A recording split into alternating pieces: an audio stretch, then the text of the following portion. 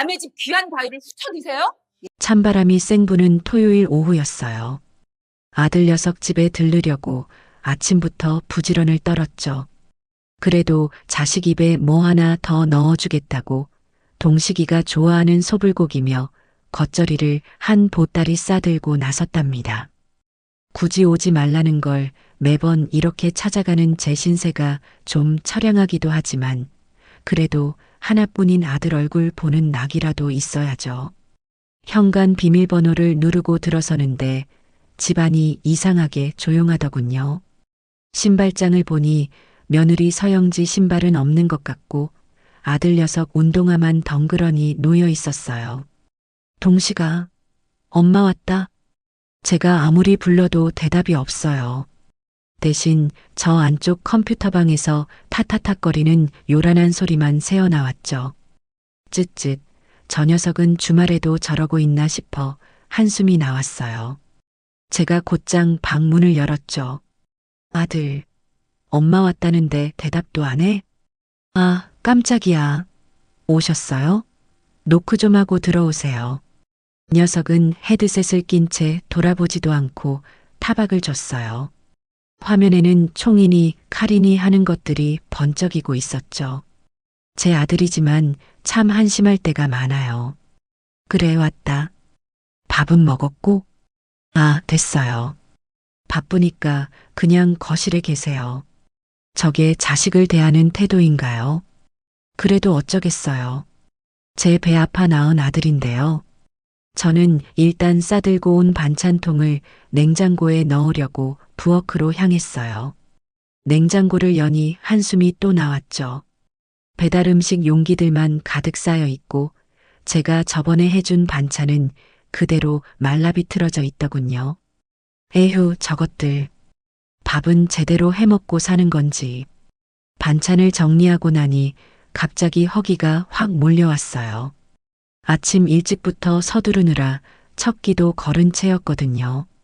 거실 소파에 잠깐 앉아 숨을 돌리는데 마침 주방 식탁 위에 노랗게 잘 익은 바나나 한 송이가 눈에 띄는 거예요. 어이구, 잘 됐다. 저거라도 하나 먹어야겠다. 저는 별 생각 없이 식탁으로 다가가 바나나 하나를 떼어냈어요. 자식 집에 와서 바나나 하나 먹는 게 뭐 대수겠어요. 아주 달고 맛있더군요.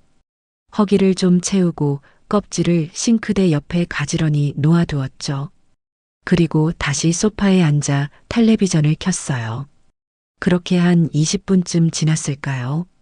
현관문이 열리는 소리와 함께 며느리 영지가 힐을 또각거리며 들어왔어요. 양손에는 백화점 쇼핑백이 잔뜩 들려 있었죠. 어머니, 웬일이세요? 연락도 없이. 아, 그래, 아가. 장 보고 오는 길이니? 동식이 반찬 좀 해주려고 들렀지. 영지는 제 인사는 귓등으로도 안 듣고 쇼핑백을 소파 위에 던지듯 올려놓았어요. 그러더니 부엌으로 물을 마시러 가다가 식탁을 보고는 그 자리에 딱 멈춰섰죠. 어머니, 목소리가 얼음장처럼 차가웠어요. 저기 식탁 위에 있던 바나나 혹시 어머니가 드셨어요? 응? 바나나? 아, 그거. 내가 배가 고파서 하나 먹었지. 아주 달던데? 저는 아무렇지 않게 대답했어요. 그게 그렇게 심각한 일이 될 줄은 꿈에도 몰랐죠.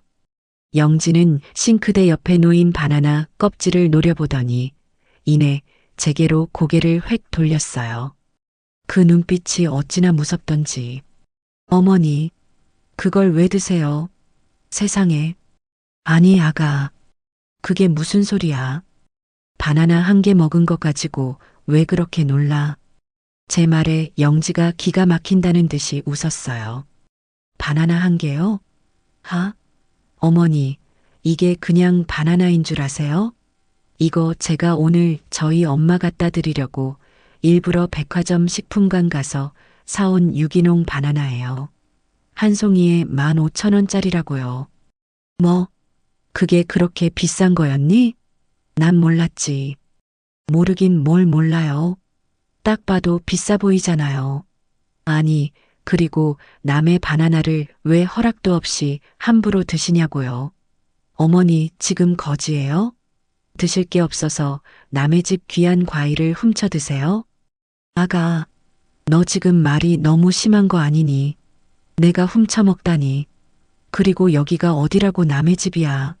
내 아들 집이잖아. 제가 목소리를 높이자 영지도 지지 않고 더 크게 소리를 질렀어요. 남의 집 맞죠? 이 집 대출금 저희 아빠가 반이나 보태주신 거 몰라요?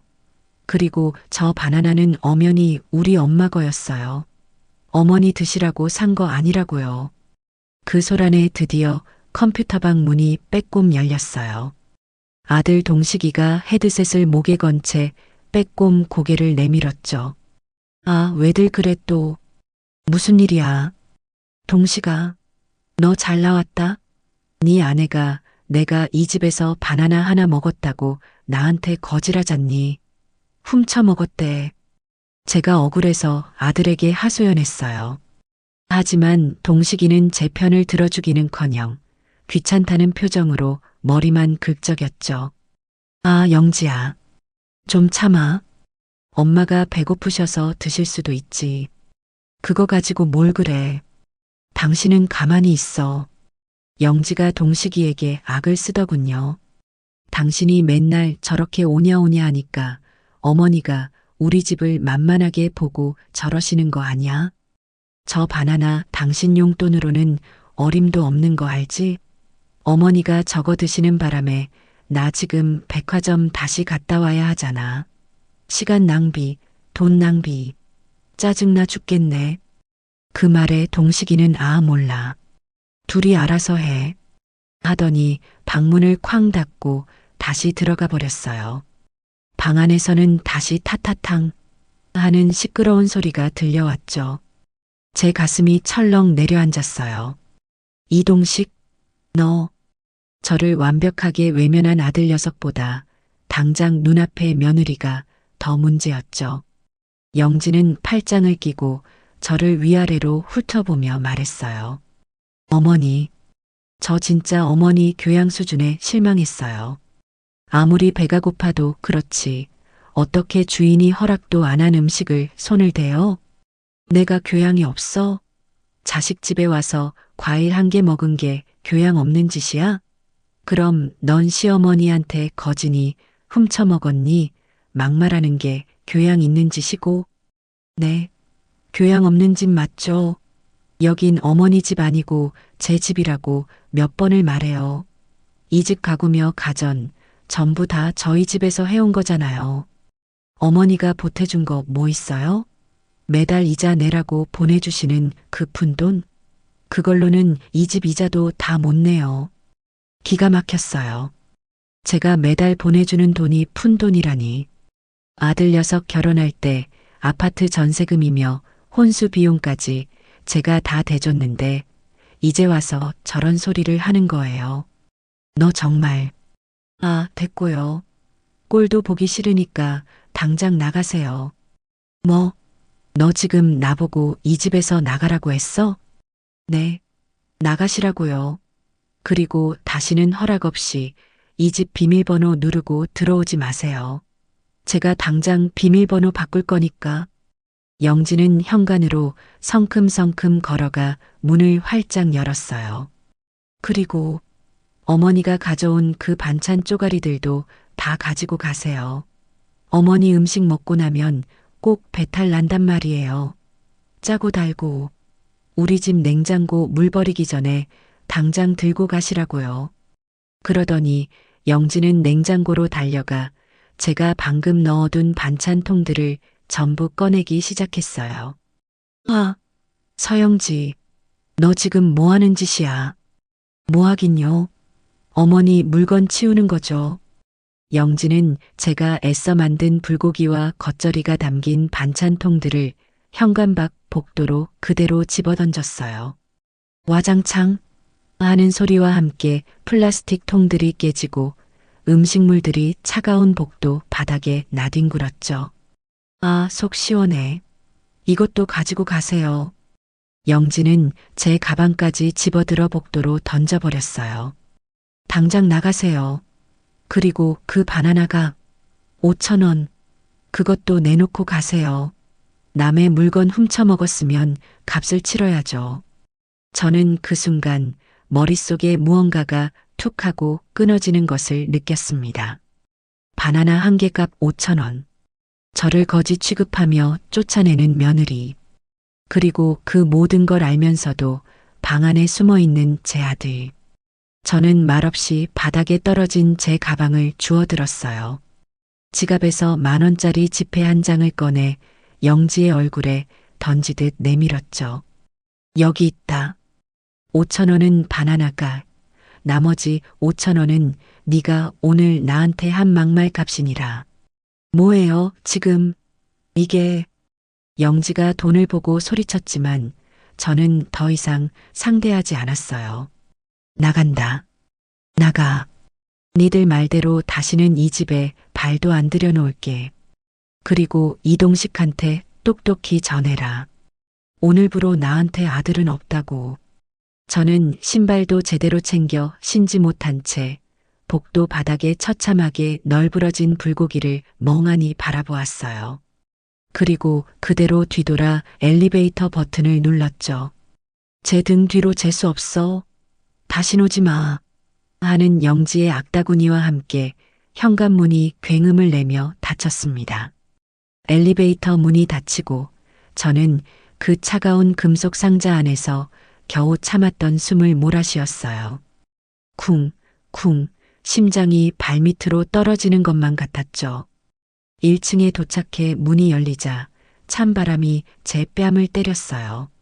아파트 입구를 나서는데 무심코 고개를 돌려 복도를 올려다보게 되더군요. 제가 정성껏 만들어 온, 이제는 차가운 바닥에 나뒹굴고 있는 그 불고기 덩어리들이 보였어요. 어이구, 아까워라. 저도 모르게 중얼거렸죠. 하지만 그건 음식이 아까워서가 아니었어요. 젖골이 꼭 제 신세 같아서였죠. 자식놈 하나 바라보고 평생을 바쳤는데 결국 저렇게 내동댕이 쳐진 거잖아요. 집까지 어떻게 걸어왔는지 모르겠어요. 낡은 아파트 현관문을 열고 들어서자 저 혼자 사는 집의 냉기가 저를 감쌌죠.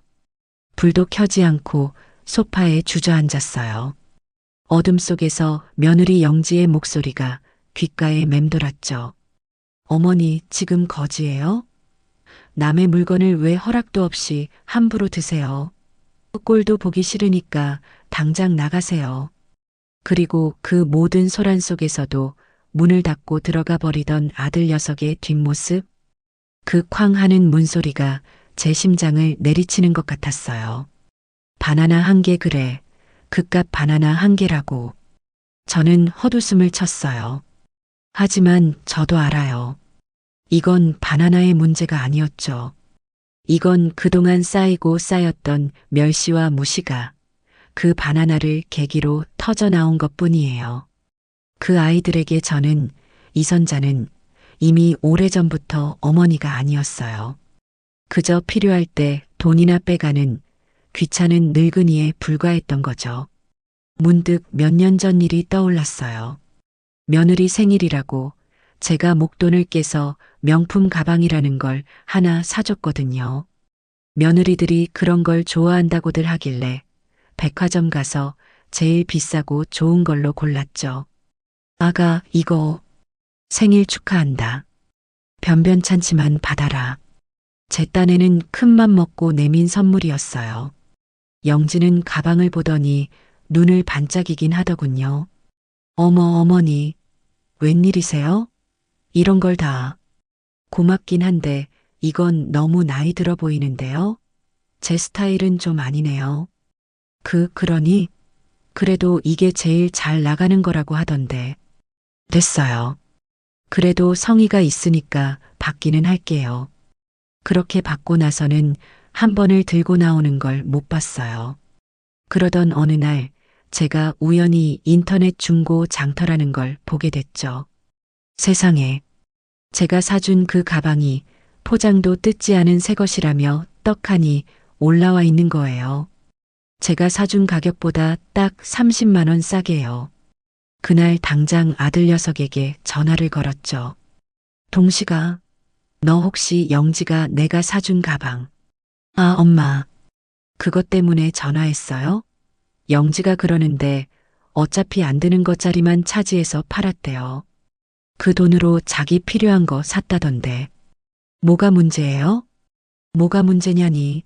내가 그걸 어떻게 사준 건데. 아이, 참. 어머니도 참 그런 거 쌀 돈 있으면 다음부터는 그냥 현금으로 주세요. 그게 우리한테는 훨씬 이득이에요. 끊어요, 바빠. 딸칵. 전화는 그렇게 끊겼어요.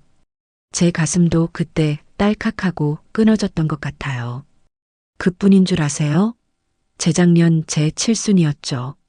저는 다른 거 다 필요 없고 아들 내외랑 다 같이 저녁 한 끼 먹는 게 소원이었어요. 동식이에게 몇 달 전부터 이야기를 했죠. 동식아, 엄마 이번 칠순에는 어디 여행 같은 거 안 가도 된다.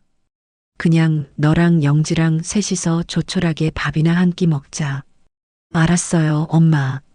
내가 영지한테 말해볼게. 저는 그날만 손꼽아 기다렸어요. 그런데 정작 칠순 당일날 아들에게서 전화가 온 거예요. 엄마, 진짜 미안한데 오늘 저녁 안 되겠는데? 뭐, 그게 무슨 소리야? 오늘이 무슨 날인 줄 알고.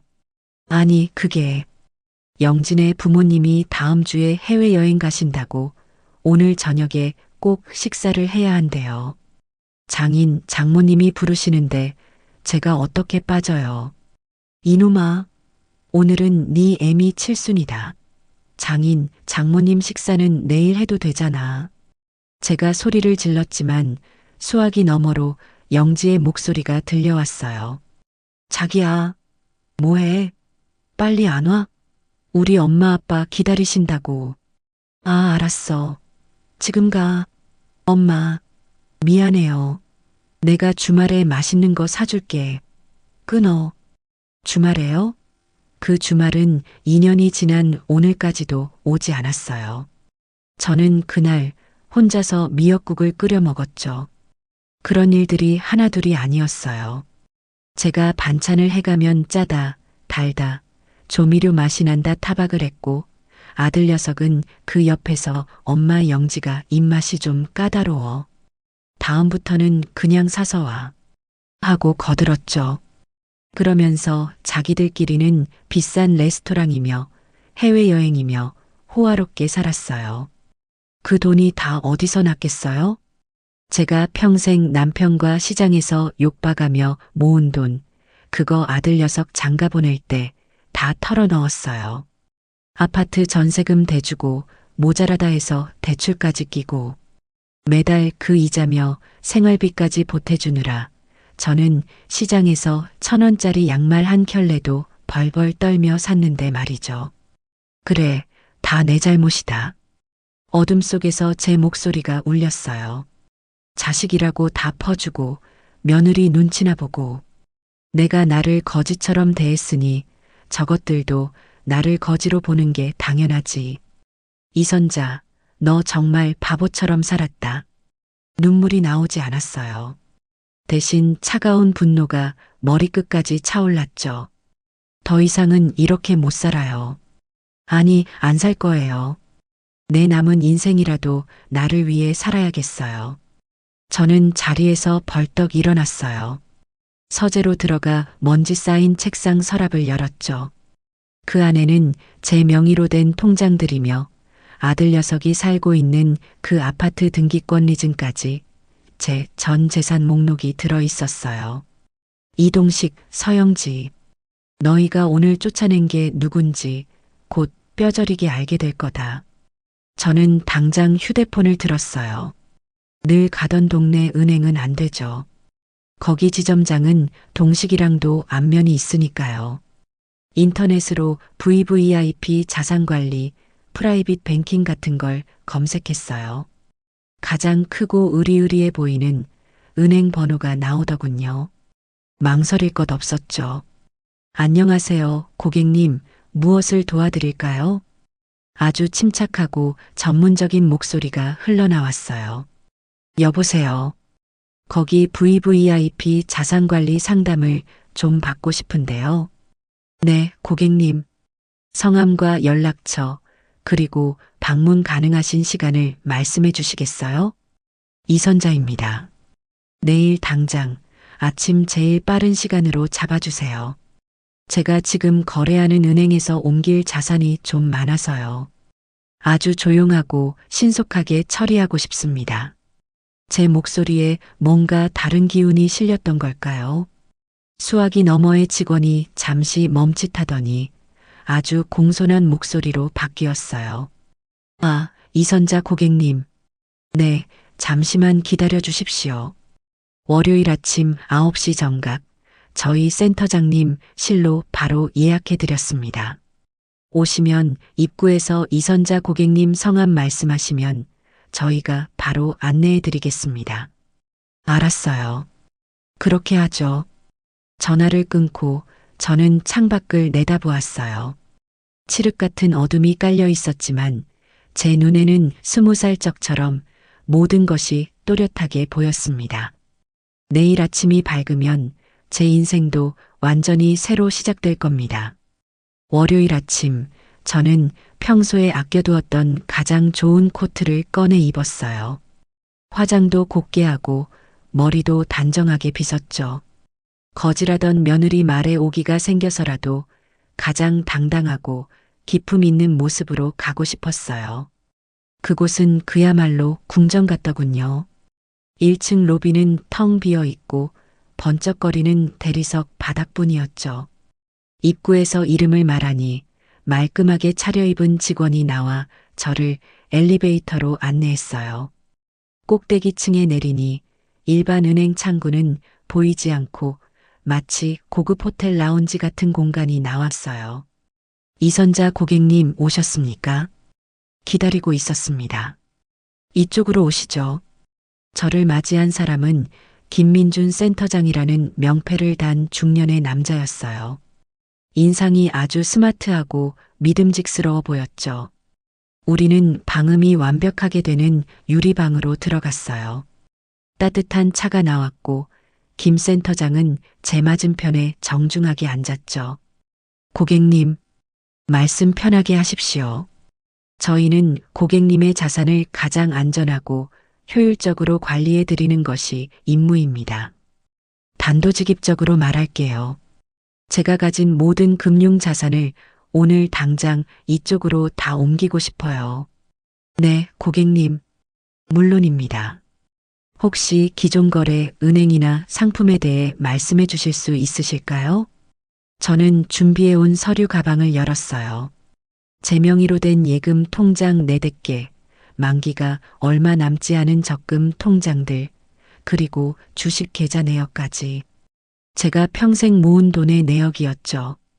김 센터장은 서류를 훑어보더니 안경을 고쳤으며 저를 다시 봤어요. 아마 겉모습만 보고는 이 정도 규모일 줄은 몰랐던 거겠죠. 고객님, 자산 규모가 상당하십니다. 이 정도 현금성 자산이시면 실례지만 이 자금을 옮기시는 특별한 이유가 있으신지요?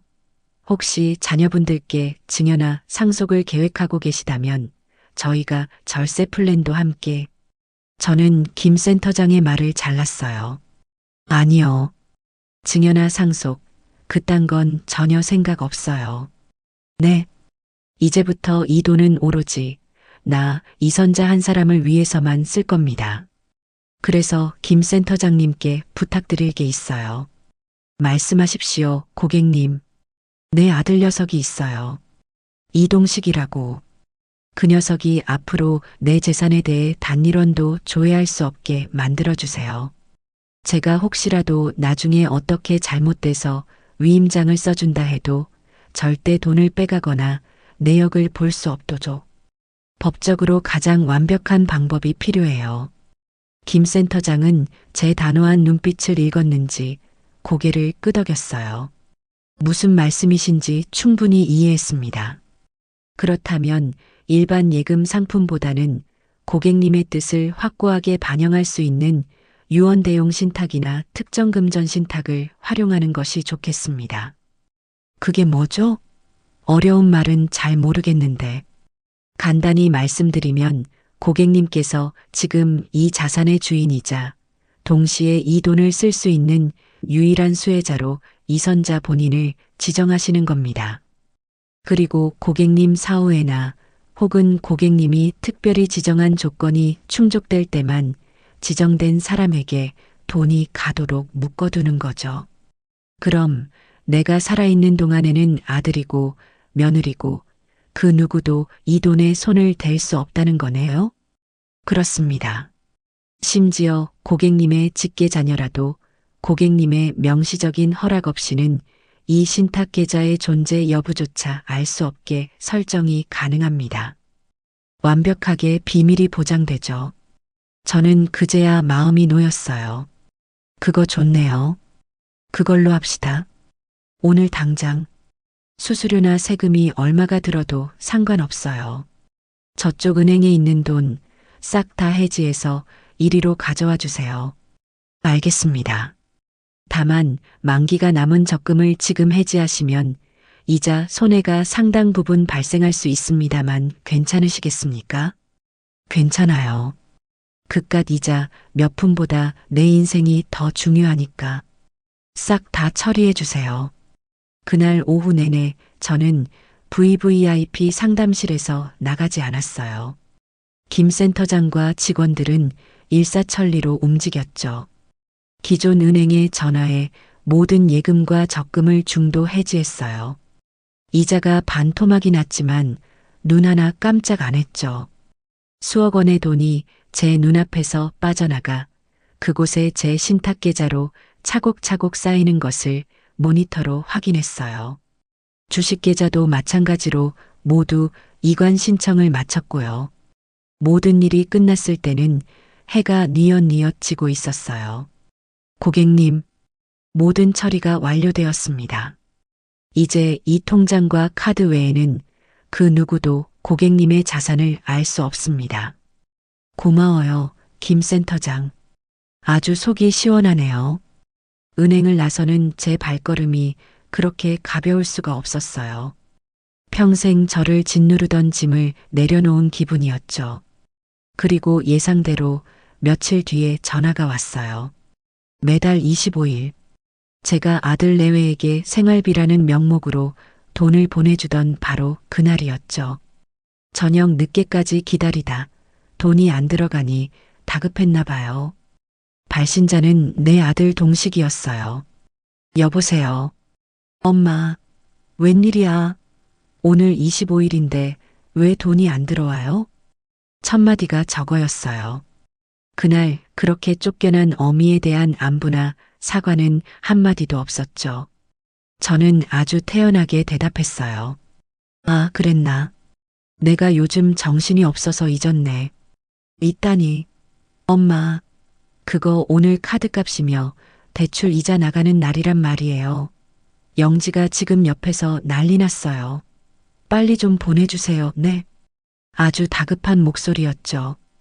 글쎄, 내가 오늘 은행 갈 시간이 없었는데.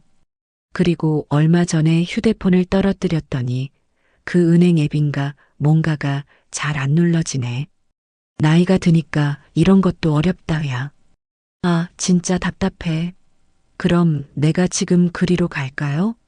어머니 휴대폰 내가 싹 봐줄게요. 금방 하잖아요. 아니, 오지 마. 제가 딱 잘라 말했어요. 나 지금 집 아니다. 친구 만나러 좀 나왔어. 바쁘다니까. 내일이나 모레쯤 내가 시간 날 때 은행 창구에 직접 가서 한번 알아볼게. 엄마, 오늘 내야 한다니까. 연체되면 어떡하려고 그래. 그건 너희 사정이지. 그리고 동식아. 네. 네 마누라한테 전해라. 나 그날 바나나 아주 맛있게 잘 먹었다고. 참 비싼 바나나더구나. 엄마, 그게 무슨. 저는 동식이 말이 끝나기도 전에 전화를 끊어버렸어요. 딸칵. 이번에는 제가 먼저 끊었죠. 전화를 끊고 저는 곧장 서랍에 넣어두었던 아파트 등기권리증을 들고 밖으로 나왔어요. 은행에서 소개해준 변호사 사무실이 근처였거든요. 변호사님, 상담 좀 하려고요. 네, 어서 오십시오. 어떤 일로 오셨나요? 이게 제 명의로 된 아파트인데요. 지금 아들 내외가 살고 있어요. 혹시 제가 이 집을 팔거나 아니면 두 사람을 내보내고 싶으면 어떻게 해야 하죠? 변호사는 등기부등본을 꼼꼼히 살피더니 아주 명쾌하게 말하더군요. 어머님, 명의가 100% 확실하게 어머님 단독 소유로 되어 있네요. 아드님 내외는 그냥 어머님 집에 무상으로 거주하고 있는 사용대차 관계일 뿐입니다. 법적으로는 아무런 권리가 없어요. 그럼 내가 나가라고 하면 당장 나가야 하는 건가요? 네, 그렇습니다. 물론 좋게 말해서 나가면 제일 좋겠지만 불응할 시에는 내용 증명을 먼저 보내서 퇴거를 공식적으로 요청하셔야 합니다. 그래도 안 나가면 부동산 명도 소송을 진행하시면 됩니다. 소송 그게 오래 걸리나요? 길면 6개월까지도 봅니다만 이 경우는 어머님 소유가 너무나 확실해서 승소는 100%입니다. 소송 비용이나 강제 집행 비용까지 전부 아드님 쪽에 청구할 수 있고요. 알겠습니다. 저는 서류를 다시 가방에 넣었어요. 일단 오늘은 상담만 받을게요. 아직은 때가 아닌 것 같아요. 네. 아, 네. 그러시죠. 가장 확실한 패는 상대방이 자기가 뭘 잘못했는지도 모를 때 보여주는 게 아니라 자기가 제일 아쉬운 순간에 보여줘야 하는 거 아니겠어요? 호호. 저는 변호사 사무실을 나왔습니다. 이제 제 손에는 돈이라는 방패와 법이라는 무기가 모두 쥐어져 있었죠. 모든 준비는 끝났는데 막상 마음이 좀 허전하더군요. 수십 년간 제 인생의 전부였던 아들 걱정이 사라지고 나니 뭘 해야 할지 모르겠는 거예요. 돈은 신탁 계좌에 꽁꽁 묶여 있고 아들 녀석에게선 그 뒤로도 두어 번 전화가 왔지만 은행 갔는데 직원이 없더라, 서류가 복잡하더라는 핑계로 계속 미뤘더니 이젠 전화도 안 오더군요. 이 많은 돈을 다 모한담. 통장을 보며 중얼거렸지만 딱히 하고 싶은 것도 없었어요. 그 비싼 명품 가방, 해외여행, 그런 건 제 취향이 아니었죠. 그렇게 며칠을 무기력하게 보내다가 문득 오래된 친구 생각이 났어요. 숙자 박숙자, 걔 아직도 시장에서 장사하려나. 숙자는 제 어릴 적 고향 친구예요. 저보다 더 억척스럽게 살았던 친구죠. 저는 남편이라도 있었지만 숙자는 일찍 혼자 되어 자식들 키우느라 시장에서 과일 장사만 50년을 했거든요. 문득 그 친구가 보고 싶어서 저는 버스를 타고 낡은 재래시장으로 향했어요. 시장은 여전히 시끌벅적하고 활기가 넘쳤죠. 비린 생선 냄새와 구수한 떡 냄새가 뒤섞인 곳. 저 구석으로 가니 숙자네 과일이라는 낡은 간판이 보였어요. 숙자가 사과를 닦으며 손님을 맞이하고 있더군요. 머리는 희끗희끗했지만 그 짱짱한 목소리는 여전했어요. 숙자야. 제가 부르자 숙자가 저를 한참 쳐다보더니 눈이 동그래졌어요. 어머머, 선자, 이선자, 이게 누구야? 아이고, 이게 얼마만이냐, 야. 숙자야, 잘 지냈어? 너 하나도 안 변했다. 우리는 부둥켜 안고 한참을 울다 웃었어요. 숙자는 옆 가게에 잠깐 가게를 맡기고 저를 시장 구석에 있는 허름한 국밥집으로 데려갔죠. 국밥 한 그릇 말아먹자. 아이고 반갑다 선자야. 근데 네가 여긴 웬일이야? 너 아들 장가 보내고 강남 산다더니 얼굴이 왜 이렇게 반쪽이 됐어? 무슨 일 있어? 뜨끈한 국밥에 막걸리 한 잔이 들어가니 그만 참았던 울분이 터져 나왔어요. 저는 숙자에게 전부 다 털어놓았죠. 주말에 반찬 싸들고 갔던 일부터 바나나 한 개 먹었다고 거짓 소리 들으며 쫓겨난 일, 아들 녀석은 방에서 나오지도 않은 일까지. 제 이야기가 끝나자 숙자가 막걸리 잔을 탁 소리나게 내려놓더군요. 이런 천하에 벼락 맞을 것들을 봤나? 숙자가 버럭 소리를 지르는 바람에 국밥집 사람들이 다 쳐다봤어요. 뭐라고? 그깟 바나나 한 개 먹었다고지 시어미를 쫓아내. 그것도 모자라서 반찬을 복도에 내던져. 그 며느리라는 거, 그거 아주 질이 나쁜 것이네. 내 말이 그 말이야, 숙자야. 내가 그 소리 듣고 얼마나 기가 막히던지. 아들 녀석은? 그 녀석은 뭐 했대? 지 엄마가 그 수모를 당하는데 방구석에 처박혀서 게임을 해? 그건 자식도 아냐. 내가 진작 말했지, 선자야. 네가 걔를 너무 오냐오냐 키웠어. 그러니까 저런 마누라 얻어와서 애미 속을 뒤집어 놓는 거 아냐? 숙자가 자기 일처럼 화를 내주니 속이 다 시원해지는 것 같았어요. 그래서 어쨌어? 그냥 참고 나왔어? 아이고. 아니, 나도 이제 예전의 이선자가 아니야. 저는 조용히 말했어요. 은행 VVIP 센터에 간 일, 재산을 전부 신탁으로 묶은 일, 아파트 명도소송까지 알아본 일. 숙자는 제 이야기를 듣더니 눈을 크게 뜨고는 이내 푸아 하고 웃음을 터뜨렸어요. 잘했다. 아, 속 시원해. 그래야 내 친구지. 아주 잘했어, 선자야.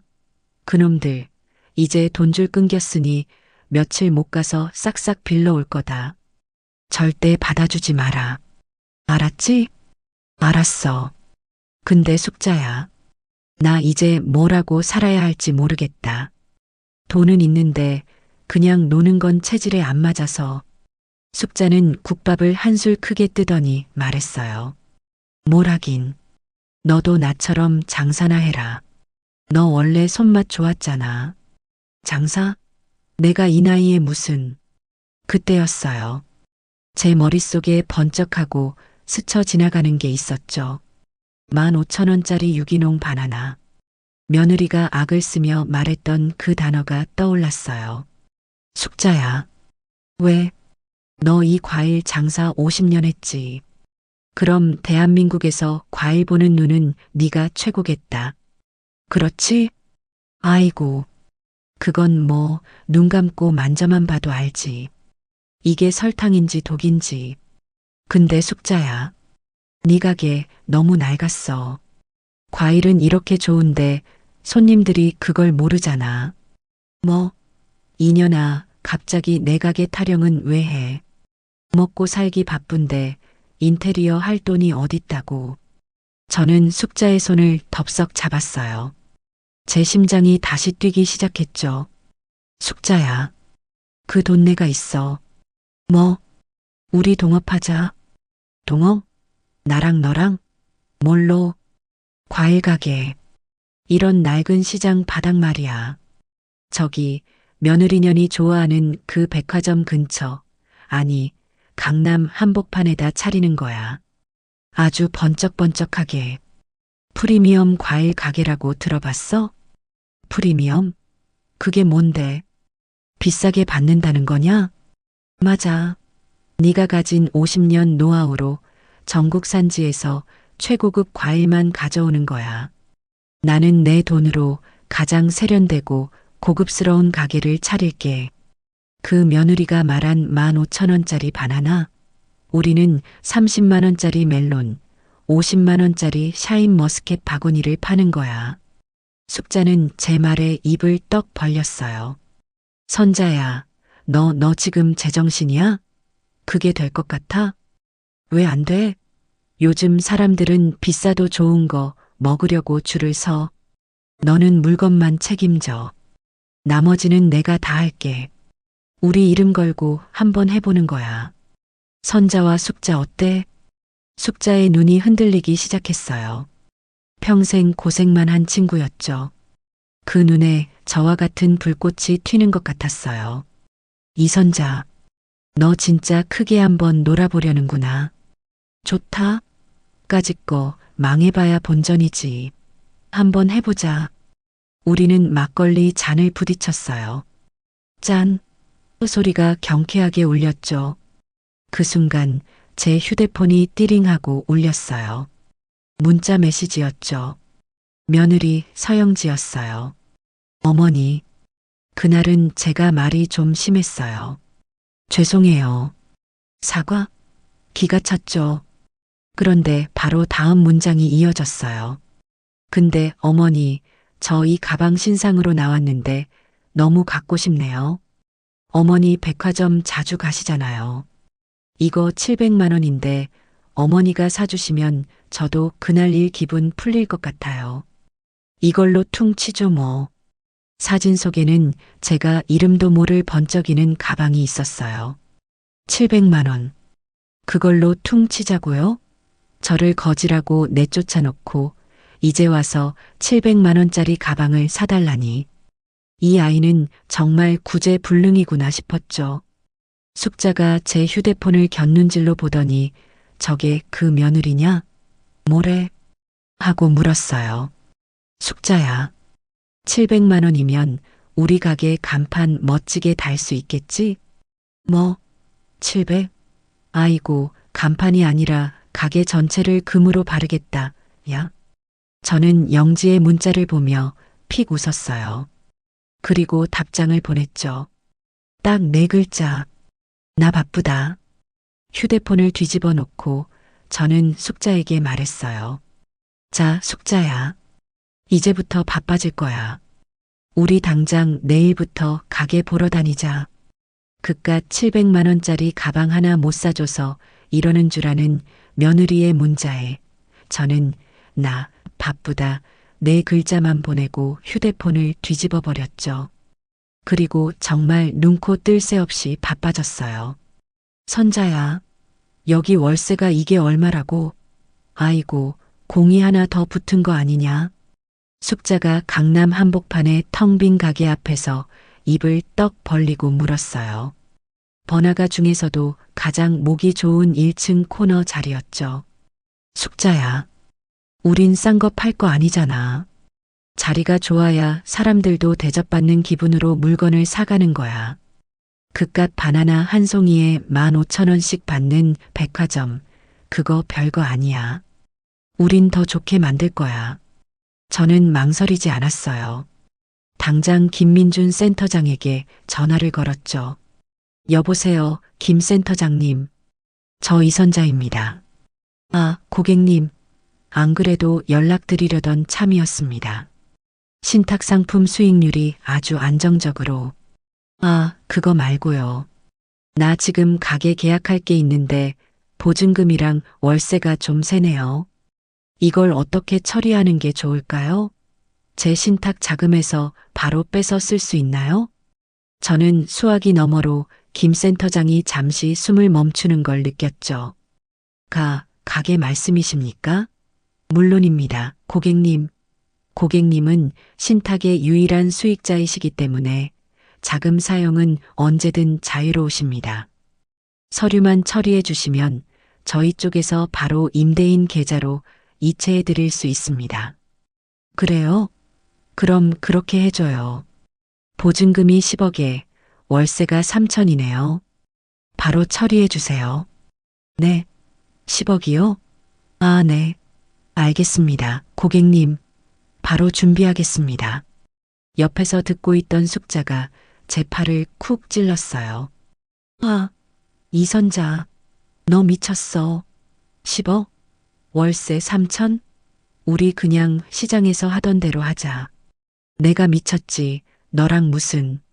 숙자야, 넌 네 50년 경력, 그 눈썰미가 고작 시장 좌판에 있을 정도라고 생각해? 아니, 네 눈은 대한민국 1%야. 그럼 1%가 있는 곳에서 장사를 해야지. 걱정 마. 돈은 내가 다 댈 테니 넌 목숨 걸고 최고의 물건만 가져와. 할 수 있지? 제 말에 숙자는 한참이나 저를 쳐다보더니 이내 주름진 손으로 제 손을 꽉 잡았어요. 좋다. 네가 그렇게 나온다 이거지. 내 50년 여기다 다 걸어볼란다. 그깟 백화점 과일, 우리가 한번 이겨보자고. 그날로 우리는 계약을 마쳤어요. 다음 날부터는 인테리어 업자들을 만났죠. 저는 잡지에서 본 가장 고급스러운 호텔 로비 사진을 보여줬어요. 이런 느낌으로 해주세요. 과일이 보석처럼 보이게. 조명 하나하나 신경 써주시고요. 돈은 걱정 마세요. 가게가 뼈대를 갖춰가는 동안 저에게는 아무런 연락도 오지 않았어요. 25일이 지나고 월이 바뀌어 다음 달 5일이 되었죠. 카드값 결제일이 아마 그쯤이었을 거예요. 그날 저녁 인테리어 도면을 숙자랑 머리 맞대고 보고 있는데 전화벨이 미친 듯이 울렸어요. 며느리 서영지였죠. 받지 않았어요. 또 울렸죠. 받지 않았어요. 세 번째 울렸을 때 숙자가 말했어요. 받아봐라. 무슨 소리 하는지 궁금하다. 저는 스피커폰으로 설정하고 전화를 받았어요. 여보세요. 어머니, 어디 계세요? 왜 전화를 안 받으세요? 아주 날카롭고 다급한 목소리였죠. 나 바쁘다. 아니, 바쁘신 건 알겠는데, 저희 지금 큰일 났어요. 카드 정지됐다고 연락 왔단 말이에요. 동식 씨가 자기 신용등급 떨어진다고 난리예요. 그래서 그게 나랑 무슨 상관인데. 어머니, 어떻게 그런 말씀을. 저희 생활비 주시기로 했잖아요. 매달 25일 약속하셨잖아요. 내가 언제 그런 약속한 적 없는데. 그리고 그 돈, 네가 나한테 푼돈이라고 하지 않았니? 푼돈이라서 안 보냈지. 아, 어머니, 쪼잔하게. 그날 일 가지고 아직도 그러세요? 제가 사과했잖아요. 문자 못 보셨어요? 제가 700만 원짜리 가방 사주시면 그걸로 퉁 치자고 했잖아요. 숙자가 옆에서 세상에 하며 뒷목을 잡더군요. 내가 왜 너한테 700만 원짜리 가방을 사줘야 하니? 그리고 나 그 돈 없어. 돈이 없다는 게 무슨 말이에요? 어머니가 돈이 없으면 누가 돈이 있어요? 설마 그날 바나나 값 5천 원 안 들여서 이러시는 거예요? 지금 드릴게요. 계좌번호 불러요. 끊는다. 바빠. 저는 전화를 끊어버렸어요. 그러자 1분도 안 돼서 다시 전화가 왔죠. 이번엔 아들 이동식이었어요. 이 녀석도 스피커폰으로 받았죠. 엄마, 엄마, 왜 그래 진짜? 뭐가? 아니, 영지가 잘못한 건 아는데 그래도 우리가 아들이잖아요. 엄마, 우리 연체되면 이 집 대출 이자도 못 내요. 은행에서 전화 온단 말이야. 아주 울상이 된 목소리였어요.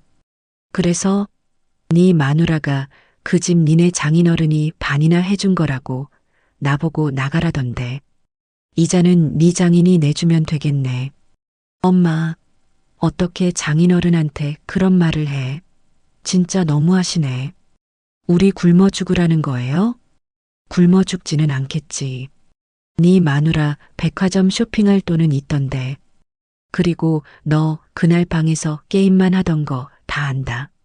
네 마누라가 네 애미한테 반찬 집어던지고 거지라고 소리 지를 때 너 뭐 했어? 네가 아들 노릇을 했어야 나도 어미 노릇을 하지. 그건 영지가 너무 화가 나서 변명하는 꼴이라니. 됐고, 나 지금 인테리어 사장님이랑 미팅 중이다. 바쁘니까 끊어. 앞으로 돈 달라고 전화하지 마라. 저는 그 전화도 끊어버렸어요. 속이 다 시원하더군요. 며칠 뒤 가게 인테리어가 거의 다 마무리될 무렵이었어요. 숙자는 전국 산지를 돌며 최고급 과일을 공수하느라 바빴고 저는 매장에서 직원 교육을 하고 있었죠. 그때 모르는 번호로 전화가 한 통 걸려왔어요. 여보세요? 아이고, 저 혹시 이선자 여사님 되시죠? 저 영지 엄마예요. 사돈이었어요. 아주 공손하고 간드러진 목소리더군요. 네, 사부인. 웬일이세요? 아이고, 사부인. 제가 다 죄송해서요. 우리 영지가 아직 어려서 철이 없어서 말실수를 좀 했나 봐요. 걔가 원래 그런 애가 아닌데 마음이 여려서. 사부인께서 너그럽게 용서해 주셔야죠. 어른이시잖아요. 바나나 한 개로 저를 거지 취급하며 내쫓을 땐 언제고 이제 와서 철이 없다고요? 용서요? 뭐려? 저는 다 잊었는데요. 어머, 그러세요? 아이고, 역시 사부인이 어른이시네요. 통이 크셔. 근데 사부인. 다름이 아니라 애들이 요즘 좀 힘든가 봐요. 동식 서방이 월급이 좀 짠가. 영지가 저한테 돈을 좀 빌려달라는데 저희도 이번에 투자한 게 좀 묶여서. 호. 사부인께서 매달 주시던 거 그거라도 좀 보내주시면 애들 숨통이 트이지 않을까요? 애들이 사부인만 믿고 있더라고요. 뻔뻔하기가 그 딸의 그 엄마였어요. 아, 사부인. 그러셨구나. 근데 어쩌죠? 저도 요즘 돈이 없네요. 네. 사부인이 돈이 없으시다니 그게 무슨 말씀이세요? 저번에 우리 영지한테 그 비싼 명품 가방도 사주시고 강남에 건물도 있으시다면서요. 제가 언제 건물 있다고 했나요? 아파트 한 채 있는 걸 가지고 저렇게 부풀렸나 봐요. 아, 그거요. 제가 이번에 새로 사업을 하나 시작해서요. 가진 돈을 싹 다 밀어 넣었지 뭐예요. 그래서 지금 수중에 땡전 한 푼 없네요. 호. 사업이요? 아니, 이 연세에 무슨 사업을. 사부인, 그거 혹시 사기 아니에요? 요즘 늙은이들 돈 노리는 사기꾼들이 많다던데. 사기라니요, 사부인. 말씀이 지나치시네요. 제 친구랑 동업하는 거예요. 아이고, 사부인. 저 지금 과일 고르러 산지에 가야 해서요. 바쁘네요. 다음에 뵐게요. 저는 사돈의 말이 끝나기도 전에 전화를 끊었어요. 늙은이? 사기꾼? 기가 막혀서 웃음만 나왔죠. 숙자야, 네가 사기꾼이란다. 뭐, 저것들이 아주 쌍으로 미쳤네. 선자야, 우리 꼭 성공해야겠다. 저것들 코를 아주 납작하게 눌러줘야지. 가게 오픈 날짜는 코앞으로 다가오고 있었어요. 돈줄이 완전히 끊긴 아들 내외가 또 어떤 발악을 할지 저는 하나도 두렵지 않았습니다. 드디어 개업날이 밝았어요. 가게 이름은 숙자의 고집으로 선잔의 과수원이라고 지었죠. 숙자가 자기 이름은 촌스럽다고 제 이름이 더 고급스럽다며 우겼거든요. 가게는 제 상상보다 훨씬 더 멋지게 완성됐어요. 검은색 대리석 바닥은 반짝거리고 벽면은 전부 은은한 조명이 나오는 진열장이었죠. 과일들은 하나하나 개별 포장되어 마치 보석 상자 안에 루비나 에메랄드처럼 놓여 있었어요. 우리는 직원들도 전부 호텔 경력자들로 뽑아 까만색 유니폼을 맞춰 입혔죠. 선자야, 이게 진짜 우리 가게냐? 나 무서워서 들어가지도 못하겠다. 숙자가 가게 앞에서 어쩔 줄 몰라 했어요.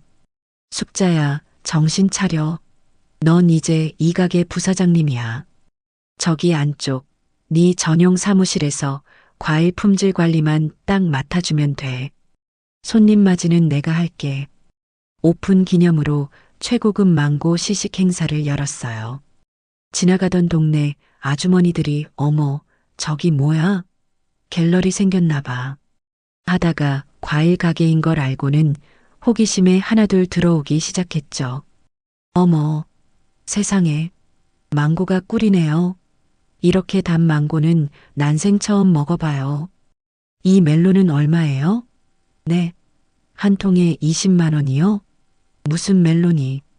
고객님, 이 멜론은 일본 시즈오카현에서 장인이 한 나무에 딱 한 통만 기르는 크라운 멜론입니다. 당도 보증서까지 다 들어 있습니다. VVIP 선물용으로 최고죠. 제 말에 손님들은 혀를 내둘렀지만 이내 지갑을 열기 시작했어요.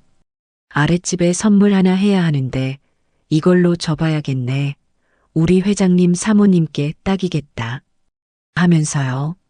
비싼 만큼의 가치를 알아보는 사람들이었죠. 가게는 그야말로 대박이 났어요. 첫날 준비한 물량이 오후 3시도 안 돼서 전부 동이 났죠. 숙자는 신이 나서 산지에 전화를 돌리느라 바빴어요. 거기 당장 물건 2배로 올려. 돈 걱정 말고 최고 좋은 놈으로만 보내. 그렇게 정신없는 며칠이 지나고 가게가 어느 정도 자리를 잡았을 때쯤이었어요. 지역 생활 정보를 다루는 작은 잡지사에서 기자가 한 명 찾아왔죠. 대표님, 정말 대단하십니다. 연세가 있으신데 이렇게 고급스러운 과일 부티크를 여실 생각을 하시다니요. 요즘 강남 사모님들 사이에서 여기 모르면 간첩이라고 소문이 자자해요. 혹시 특별한 계기가 있으셨나요? 저는 우아하게 웃으며 대답했어요. 계기요? 별거 없어요. 그냥 아주 비싸고 귀한 바나나 한 개가 제 인생을 바꿔놨다고나 할까요? 호, 바나나요? 어머, 정말 흥미롭네요. 저희 잡지에 제2의 인생을 시작한 시니어 CEO, 이선자 대표로 특집 기사를 싣고 싶습니다. 괜찮으실까요? 저는 흔쾌히 승낙했죠. 그리고 그 잡지가 나오고 며칠 뒤 동네 케이블 방송에서도 촬영을 나왔어요. 화제의 인물이라면서요. 저는 가장 고운 옷을 차려입고 인터뷰에 응했죠. 저는 그저 제철에 나는 가장 귀한 과일을 가장 대접받는 기분으로 드실 수 있게 하고 싶었을 뿐입니다. 그리고 그 방송이 나간 다음 날이었어요. 가게가 한창 바쁜 점심시간 자동문이 위잉 열리더니 아주 낯익은 2사람이 씩씩거리며 들어왔어요. 아들 동식이와 며느리 서영지였죠. 2사람의 행색은 말이 아니었어요. 영지는 늘 입던 명품 옷은 어디 가고 무릎 나온 추리닝 차림이었죠. 동식이도 수염도 깎지 않아 꾀재재한 모습이었고요. 그들의 초라한 모습은 보석처럼 빛나는 우리 가게와는 전혀 어울리지 않았어요. 가게 안에 손님들이 수군거리기 시작했죠. 어머니, 이게 다 뭐예요? 지금 저희 몰래 이런 걸 차리신 거예요? 영지가 다짜고짜 소리를 질렀어요. 저는 아무렇지 않게 손님에게 하듯 웃으며 대답했죠. 어머, 이게 누구야? 동식이랑 영지 아니니? 여긴 어쩐 일로? 과일 사러 왔니? 구경 왔어? 구경이요? 지금 장난하세요? 저희는 돈이 없어서 카드도 끊기고 월세도 못 내게 생겼는데 어머니는 여기다 수억 원을 쳐받고 사장님 노릇을 하고 계셨어요? 영지의 목소리에 손님들의 시선이 전부 이쪽으로 쏠렸어요. 내 돈 내가 쓰는데 너한테 허락받아야 하니? 엄마, 어떻게 우리한테 이럴 수 있어요? 이 돈 다 어디서 났어요? 우리한테 한 푼도 못 주겠다더니 이럴 돈은 있었어요? 동식이도 거들었어요. 녀석의 눈은 가게 안에 비싼 과일들을 훑으며 탐욕으로 번들거렸죠. 동식아, 정신 차려. 이 돈 원래 내 돈이야. 너희한테 주기로 한 돈이 아니라 내가 가진 돈이었다고. 너희가 며칠 전에 전화했을 때 내가 사업에 다 넣어서 돈 없다고 했지? 바로 이거란다. 내가 사기당하는 것 같다고 걱정해 준 건 고맙네, 아가. 제 말에 영지는 자기가 사돈에게 했던 말이 기억났는지 얼굴이 울그락불그락해졌어요. 거짓말. 그럼 그때 은행에 돈 옮긴다던 거 다 쇼였어요? 쇼라니. 말 한번 곱게 한다. 돈을 옮겨서 이렇게 가게를 차린 거지. 뭐가 문제니? 영지는 분해서 씩씩거리다가 진열대 위에 놓인 바나나 한 송이를 발견했어요. 그날 자기가 샀다던 노랗고 큼직한 바로 그 바나나였죠. 말도 안 돼. 저 바나나. 저거 우리 집에서 드신 거랑 똑같이 생겼네. 아, 이거. 저는 진열대로 걸어가 가장 실한 바나나 한 송이를 집어들었어요. 이건 그거보다 더 비싼 건데. 에콰도르 고산지 1500m에서 해풍 맞고 자란 당도 25브릭스 이상의 유기농 바나나란다. 한 송이에 5만 원짜리야. 저는 그 5만 원짜리 바나나를 덜덜 떨고 있는 영지에게 내밀었어요. 아가, 너희 엄마 갖다 드리렴. 순간 가게 안의 공기가 멈췄어요. 영지는 그 바나나와 제 얼굴을 번갈아 쳐다보며 눈을 부들부들 떨었죠. 이걸 지금 나한테 조롱하는 거예요? 조롱이라니. 왜? 이것도 내가 훔쳐먹을까봐 무서워?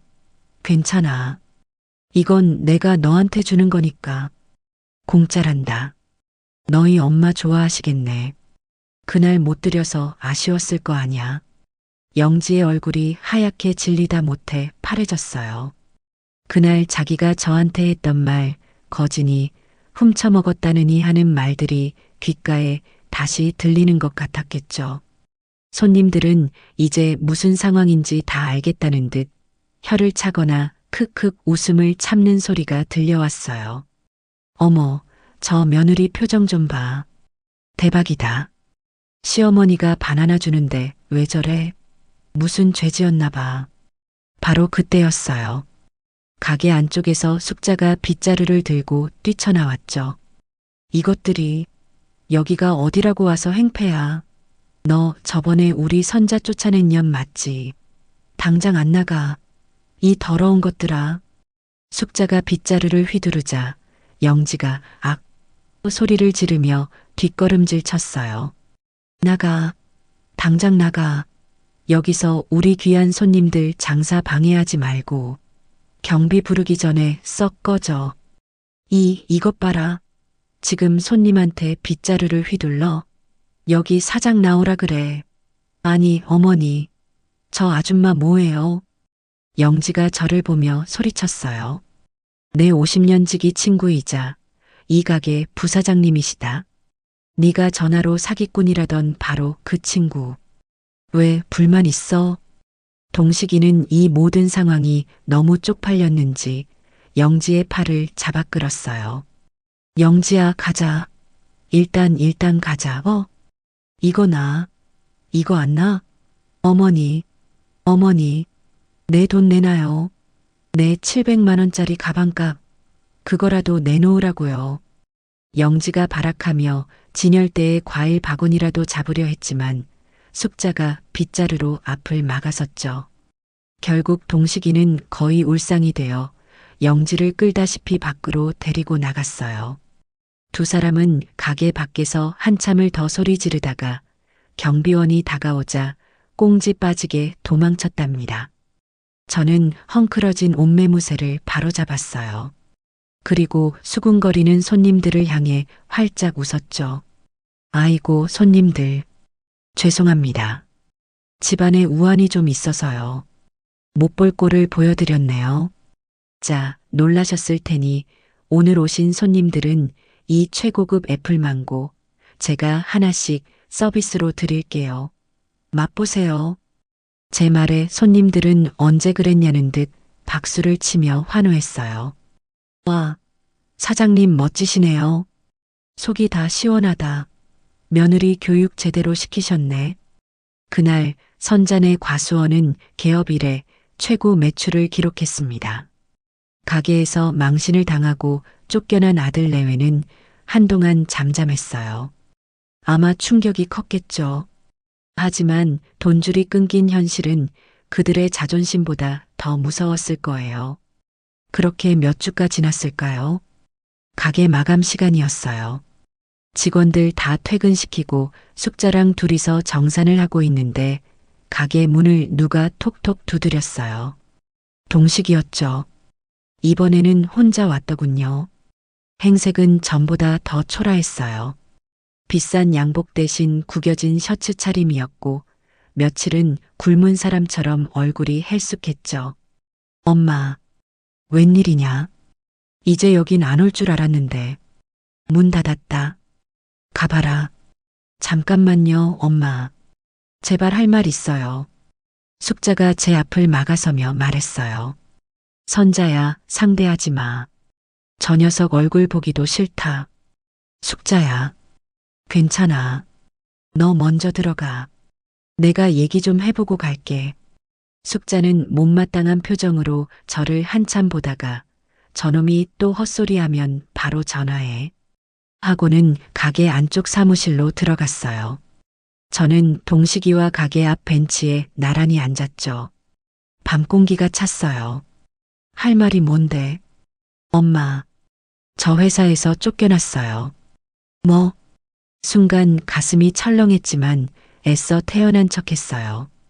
그 카드값이 연체되고 대출금도 못 내니까 회사로 전화가 갔나 봐요. 빚쟁이라고 신용불량자라고 소문이 나서 결국 권고 사직당했어요. 녀석의 목소리가 덜덜 떨리고 있었어요. 그래서 나보고 어떡하라고. 엄마 저 진짜 잘못했어요. 제가 그날 방에서 나갔어야 했는데 영지가 무서워서. 엄마, 한 번만 용서해 주세요. 네. 동식이가 제 손을 잡으려 했지만 제가 손을 뿌리쳤어요.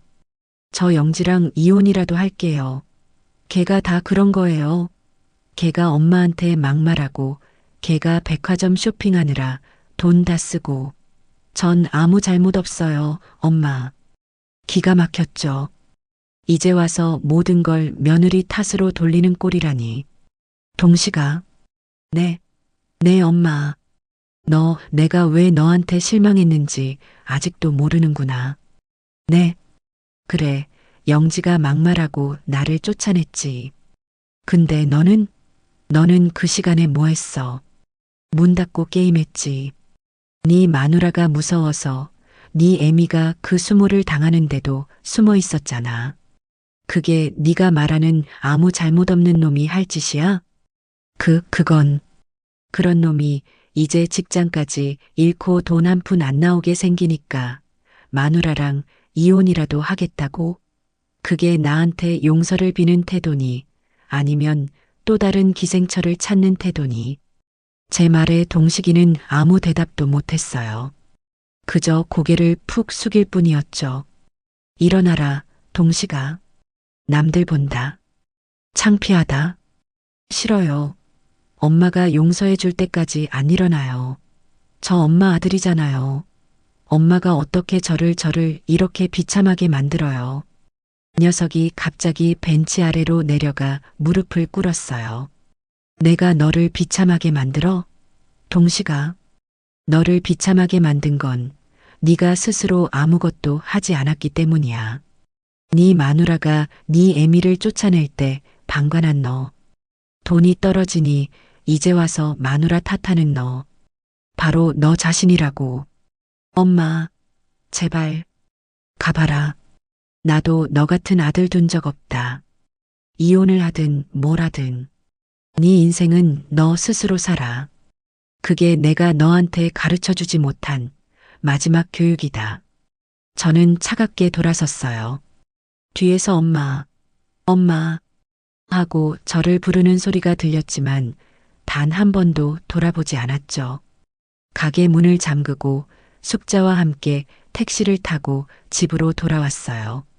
아들의 눈물 작전이 실패로 돌아가자 며칠 뒤에는 며느리의 발악이 시작됐어요. 이번에는 아주 교묘하고 악랄한 방식이었죠. 제 여동생에게서 전화가 왔어요. 아주 다급하고 화가 난 목소리였죠. 언니, 지금 난리 났어. 왜 그래, 동생? 무슨 일이야? 또 아들 녀석이 전화했어? 아니, 이번엔 그 며느리. 서영지가 친척들한테 단체로 문자를 돌리고 전화를 했어. 뭐라고? 글쎄, 언니가 노망이 났다는 거야. 순간 머리가 띵하고 울렸어요. 노망? 내가 노망이라니? 응. 언니가 평생 모은 돈을 시장에서 과일 팔던 사기꾼 친구한테 다 뺏겼대. 그 친구가 숙자라는 사람 맞지? 그 여자가 언니한테 붙어서 가게도 그 여자 명의로 차리고 언니는 그냥 얼굴마담으로 앉혀놨다는 거야. 뭐라고? 그리고 그 사기꾼이 언니한테 아들도 못 만나게 하고 재산도 못 돌려주게 가스라이팅을 한다는 거야. 언니가 그 여자랑 뭐 이상한 관계라서 돈을 다 퍼주는 거래. 이게 무슨 소리야, 언니. 동서가 지금 울고불고 난리야. 우리 불쌍한 어머니 그 사기꾼한테서 구해주세요 하고 친척들한테 다 전화 돌리고 있어. 지금. 저는 너무 어이가 없어서 말문이 막혔어요. 숙자는 옆에서 제 전화를 듣다가 얼굴이 시뻘개졌죠. 이런 정신 나간 것을 봤냐? 선자야, 가만 있어. 내가 가서 저것 주둥이를 뭉개 놓을 테니. 아니야, 숙자야. 기다려. 이럴수록 침착해야 해. 저것들이 원하는 게 바로 우리가 흥분하는 거야. 하지만 친척들은 이미 동요하기 시작했어요. 당장 큰 사촌 오빠에게서 전화가 걸려왔죠. 선자야, 너 괜찮은 거냐? 지금 그 말이 다 사실이가? 오라버니, 그 말 믿으세요? 제가 노망난 것 같아요? 아니 나는 네가 그럴 사람 아닌 거 아는데. 그래도 아들네가 저렇게까지 울고불고 하는데 무슨 사연이 있는 거 아니냐? 돈이라는 게 무서운 거니까. 그 박숙자라는 친구 정말 믿을 만한 사람이고 네가 홀딱 넘어간 거 아니냐? 친척들까지 저를 의심하기 시작하자 이건 그냥 넘어갈 일이 아니다 싶었어요. 오라버니, 숙자는 제 50년 직이에요. 그리고 사기요? 좋습니다. 제가 똑똑히 보여드리죠. 친척분들 다 모이라고 하세요. 저녁 식사 제가 대접할게요. 저는 당장 시내에서 가장 좋은 한정식 집에 큰 방을 예약했어요. 그리고 친척들에게 전부 연락을 돌렸죠. 아들 동식이와 며느리 영지에게도 문자를 보냈어요. 내일 저녁 6시 한정식으로 친척분들 다 오시라고 했다. 너희도 와서 할 말 있으면 해라. 며느리에게서는 바로 답장이 왔죠. 어머니, 드디어 정신이 드셨군요. 네, 갈게요. 그 사기꾼 아줌마도 꼭 데리고 나오세요. 저는 숙자의 손을 잡았어요. 숙자야, 내일 나랑 같이 가줘야겠다. 우리 둘이 아주 멋지게 차려입고 가자. 다음 날 저녁 한정식 집방 안에는 친척들이 모두 모여 있었어요. 동식이와 영지는 가장 상석에 앉아 친척들에게 눈물로 하소연을 하고 있더군요. 고모님들, 삼촌, 정말이에요. 저희 어머니가 저 친구분한테 홀딱 넘어가셔서 저희한테 주시기로 한 재산도 다 뺏겼어요. 저러다 길거리에 나앉으실까봐 저희가 잠도 못 자요.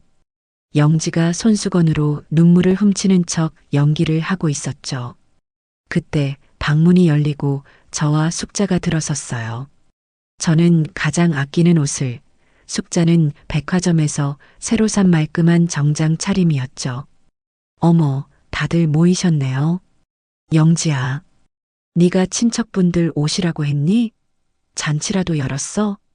어머니, 이 여자는 왜 데리고 왔어요? 영지가 숙자를 보고 기겁하며 손가락질을 했어요.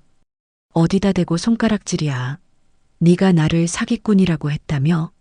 그래서 내 얼굴 똑똑히 보라고 왔다. 왜? 숙자가 기세등등하게 소리쳤죠. 방 안이 순식간에 조용해졌어요.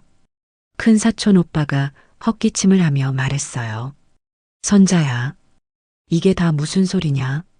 설명을 좀 해봐라. 네가 정말 저 친구한테 재산을 다 넘긴 게야?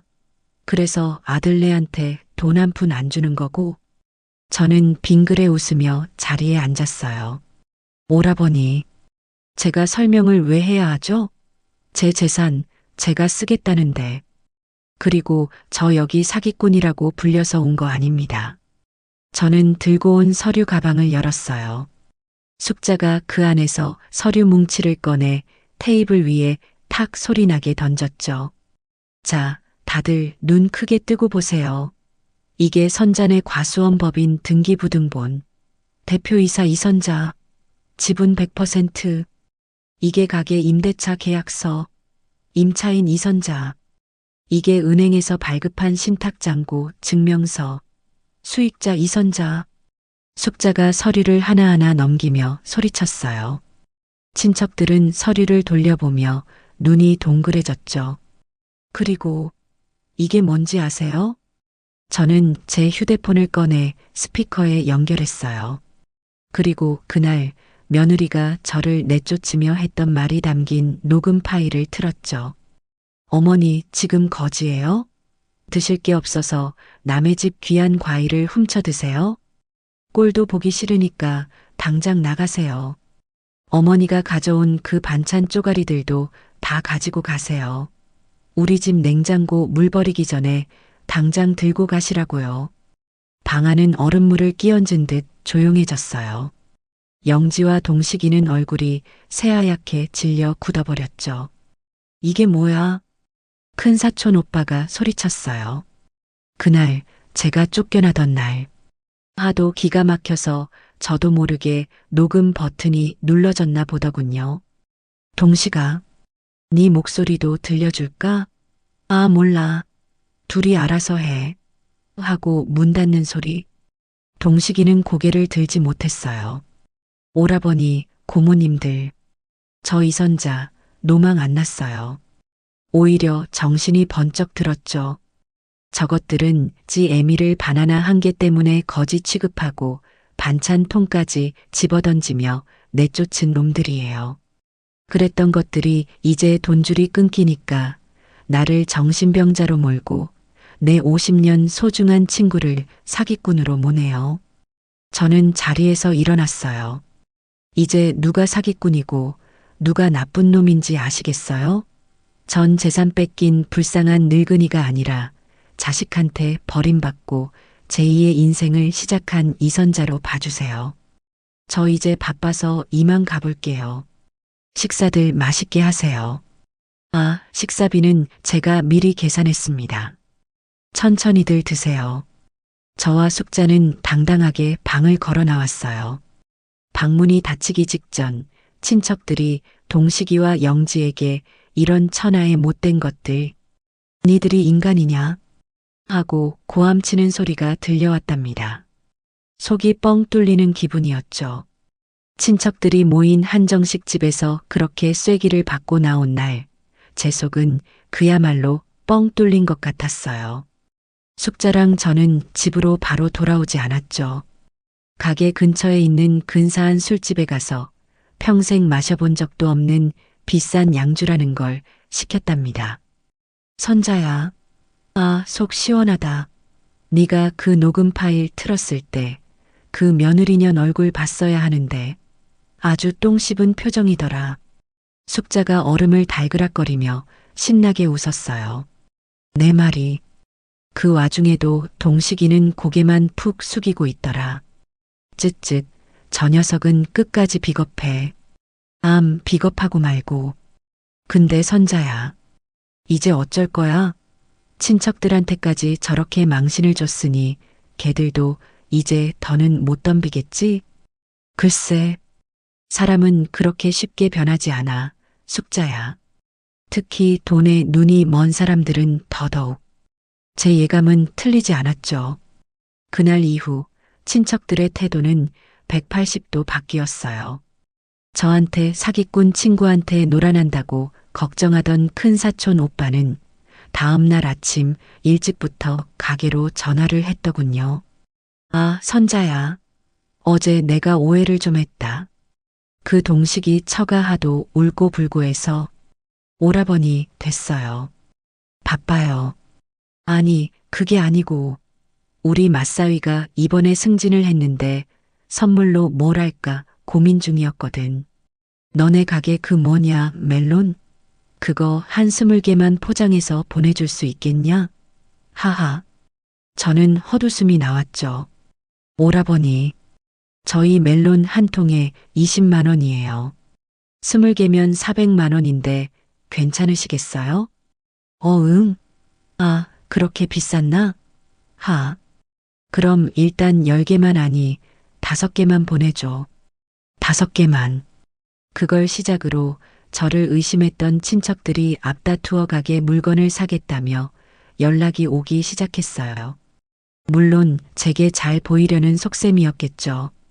하지만 저는 아무렇지 않게 다른 손님들과 똑같이 대하며 물건을 팔았어요. 그렇게 며칠이 지나고 저는 변호사에게 전화를 걸었습니다. 변호사님, 저 이선자입니다. 아, 네, 대표님. 그날 친척분들 모임은 잘 해결되셨습니까? 네, 덕분에요. 이제 마지막 남은 걸 처리해야겠어요. 아들 녀석 살고 있는 그 아파트요. 내용 증명, 오늘 날짜로 바로 발송해 주세요. 네. 아, 드디어 결심하셨군요. 알겠습니다. 현 거주인은 즉시 퇴거하고 3개월 이내에 집을 비우지 않을 시 명도소송 및 강제집행에 들어간다는 내용으로 법무법인 직인 찍어서 바로 보내겠습니다. 네, 그렇게 해주세요.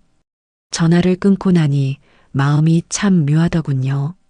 제가 평생 모은 돈으로 아들 녀석 결혼할 때 신혼집으로 해준 바로 그 집이었어요. 거기서 저를 쫓아냈던 며느리도 밉지만 그 집을 제 발로 나오게 됐다는 사실이 조금은 씁쓸했죠. 선자야, 또 마음 약해지냐? 그러면 안 된다. 숙자가 제 표정을 읽고는 바로 핀잔을 줬어요. 아니야. 그냥 옛날 생각이 나서 그렇지. 이젠 정말 끝이라고 생각하니까. 내용 증명은 바로 다음날 그 집에 도착했다고 해요. 변호사 말로는 우체부 아저씨가 초인종을 눌렀는데 아무도 없어서 결국 문 앞에 딱 붙여놓고 갔다고 하더군요.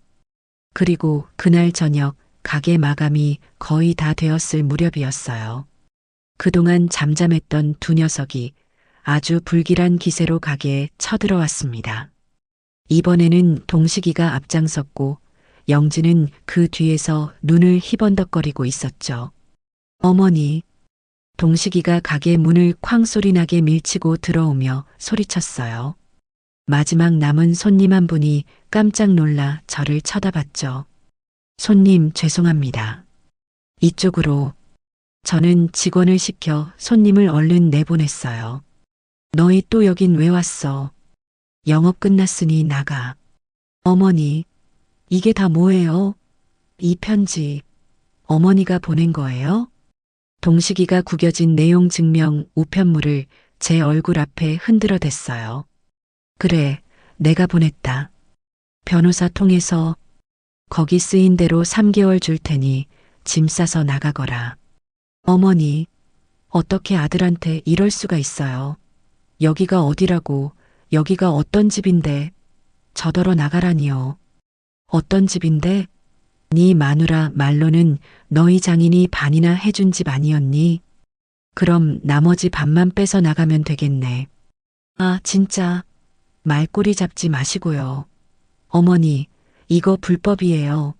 아시겠어요? 자식이 부모 집에 사는 건 당연한 권리라고요. 어디서 또 이상한 소리를 주워들었는지 동식이가 목에 핏대를 세웠어요. 그때 뒤에 있던 영지가 비웃으며 끼어들었죠. 하? 불법? 당신 지금 저 여자한테 법을 따지는 거야? 저 여자가 지금 제정신이라고 생각해? 뭐? 서영지, 너 말 다 했어? 숙자가 계산대에서 뛰쳐나오려 하자 제가 손으로 막았어요. 영지야, 네가 보기엔 내가 제정신이 아닌 것 같니? 네, 제정신 아니죠. 그날 친척들 다 모아놓고 녹음기나 틀어대고 이제는 아들 내외를 길바닥에 내쫓겠다고 협박 편지나 보내고 어머니, 그거 다 그 옆에 있는 사기꾼 아줌마가 시킨 거죠? 그렇죠? 영지가 숙자를 손가락질하며 악을 썼어요. 어머니가 그 여자한테 단단히 홀려서 지금 아들도 버리고 재산도 다 뺏기고 있는 거라고요. 어머니, 지금이라도 정신 차려요. 당장 저 아줌마 내쫓고 이 가게랑 재산, 원래 주인인 동식 씨한테 다 돌려주세요. 기가 막혀서 웃음이 나왔어요. 원래 주인? 이동식? 내가 평생 번 돈이 왜 이동식이거니? 당연하죠. 부모 재산은 자식 거잖아요. 그걸 지금 저런 근본도 없는 시장 잡배한테 다 넘기시겠다? 제가 두 눈 뜨고 못 봐요. 어머니, 오늘 여기서 약속하세요. 이 집 절대 안 뺄 거고 이 가게도 당장 동식 씨 명의로 돌리겠다고요. 아주 당당하게 요구를 하더군요. 이제는 뻔뻔함을 넘어 무섭기까지 했어요. 싫다면? 싫다면 어쩔 건데. 싫어요? 그럼 저희도 어쩔 수 없죠. 저희가 왜 친척들한테 어머니가 노망났다고 했겠어요? 다 어머니를 위해서 그런 거예요. 어머니, 저희가 지금 성년후견인 신청 알아보고 있어요. 성년후견인이라는 말에 저도 숙자도 순간 멈칫했죠. 그게 뭔데? 어머니가 지금처럼 정상적인 판단을 못하실 때 법원이 저희 같은 자식에게 어머니 재산을 관리할 권한을 주는 거예요. 어머니가 그 사기꾼한테 돈 못 빼돌리게 저희가 어머니 재산을 보호해 드리는 거죠. 의사한테 진단서만 받으면 돼요. 어머니, 요즘 깜빡깜빡 하시죠?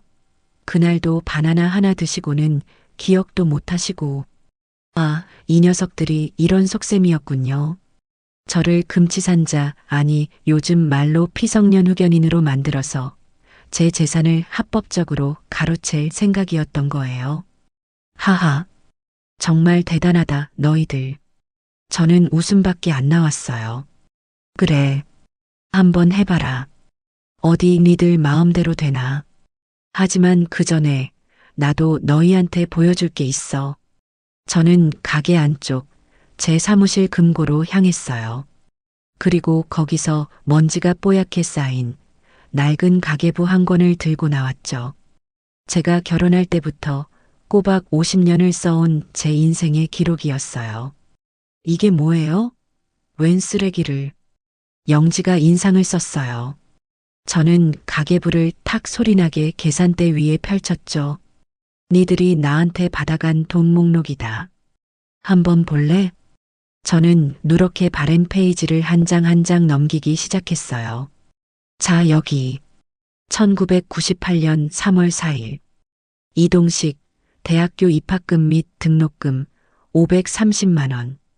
2002년 9월 1일. 이동식, 어학연수 비용 2천만 원.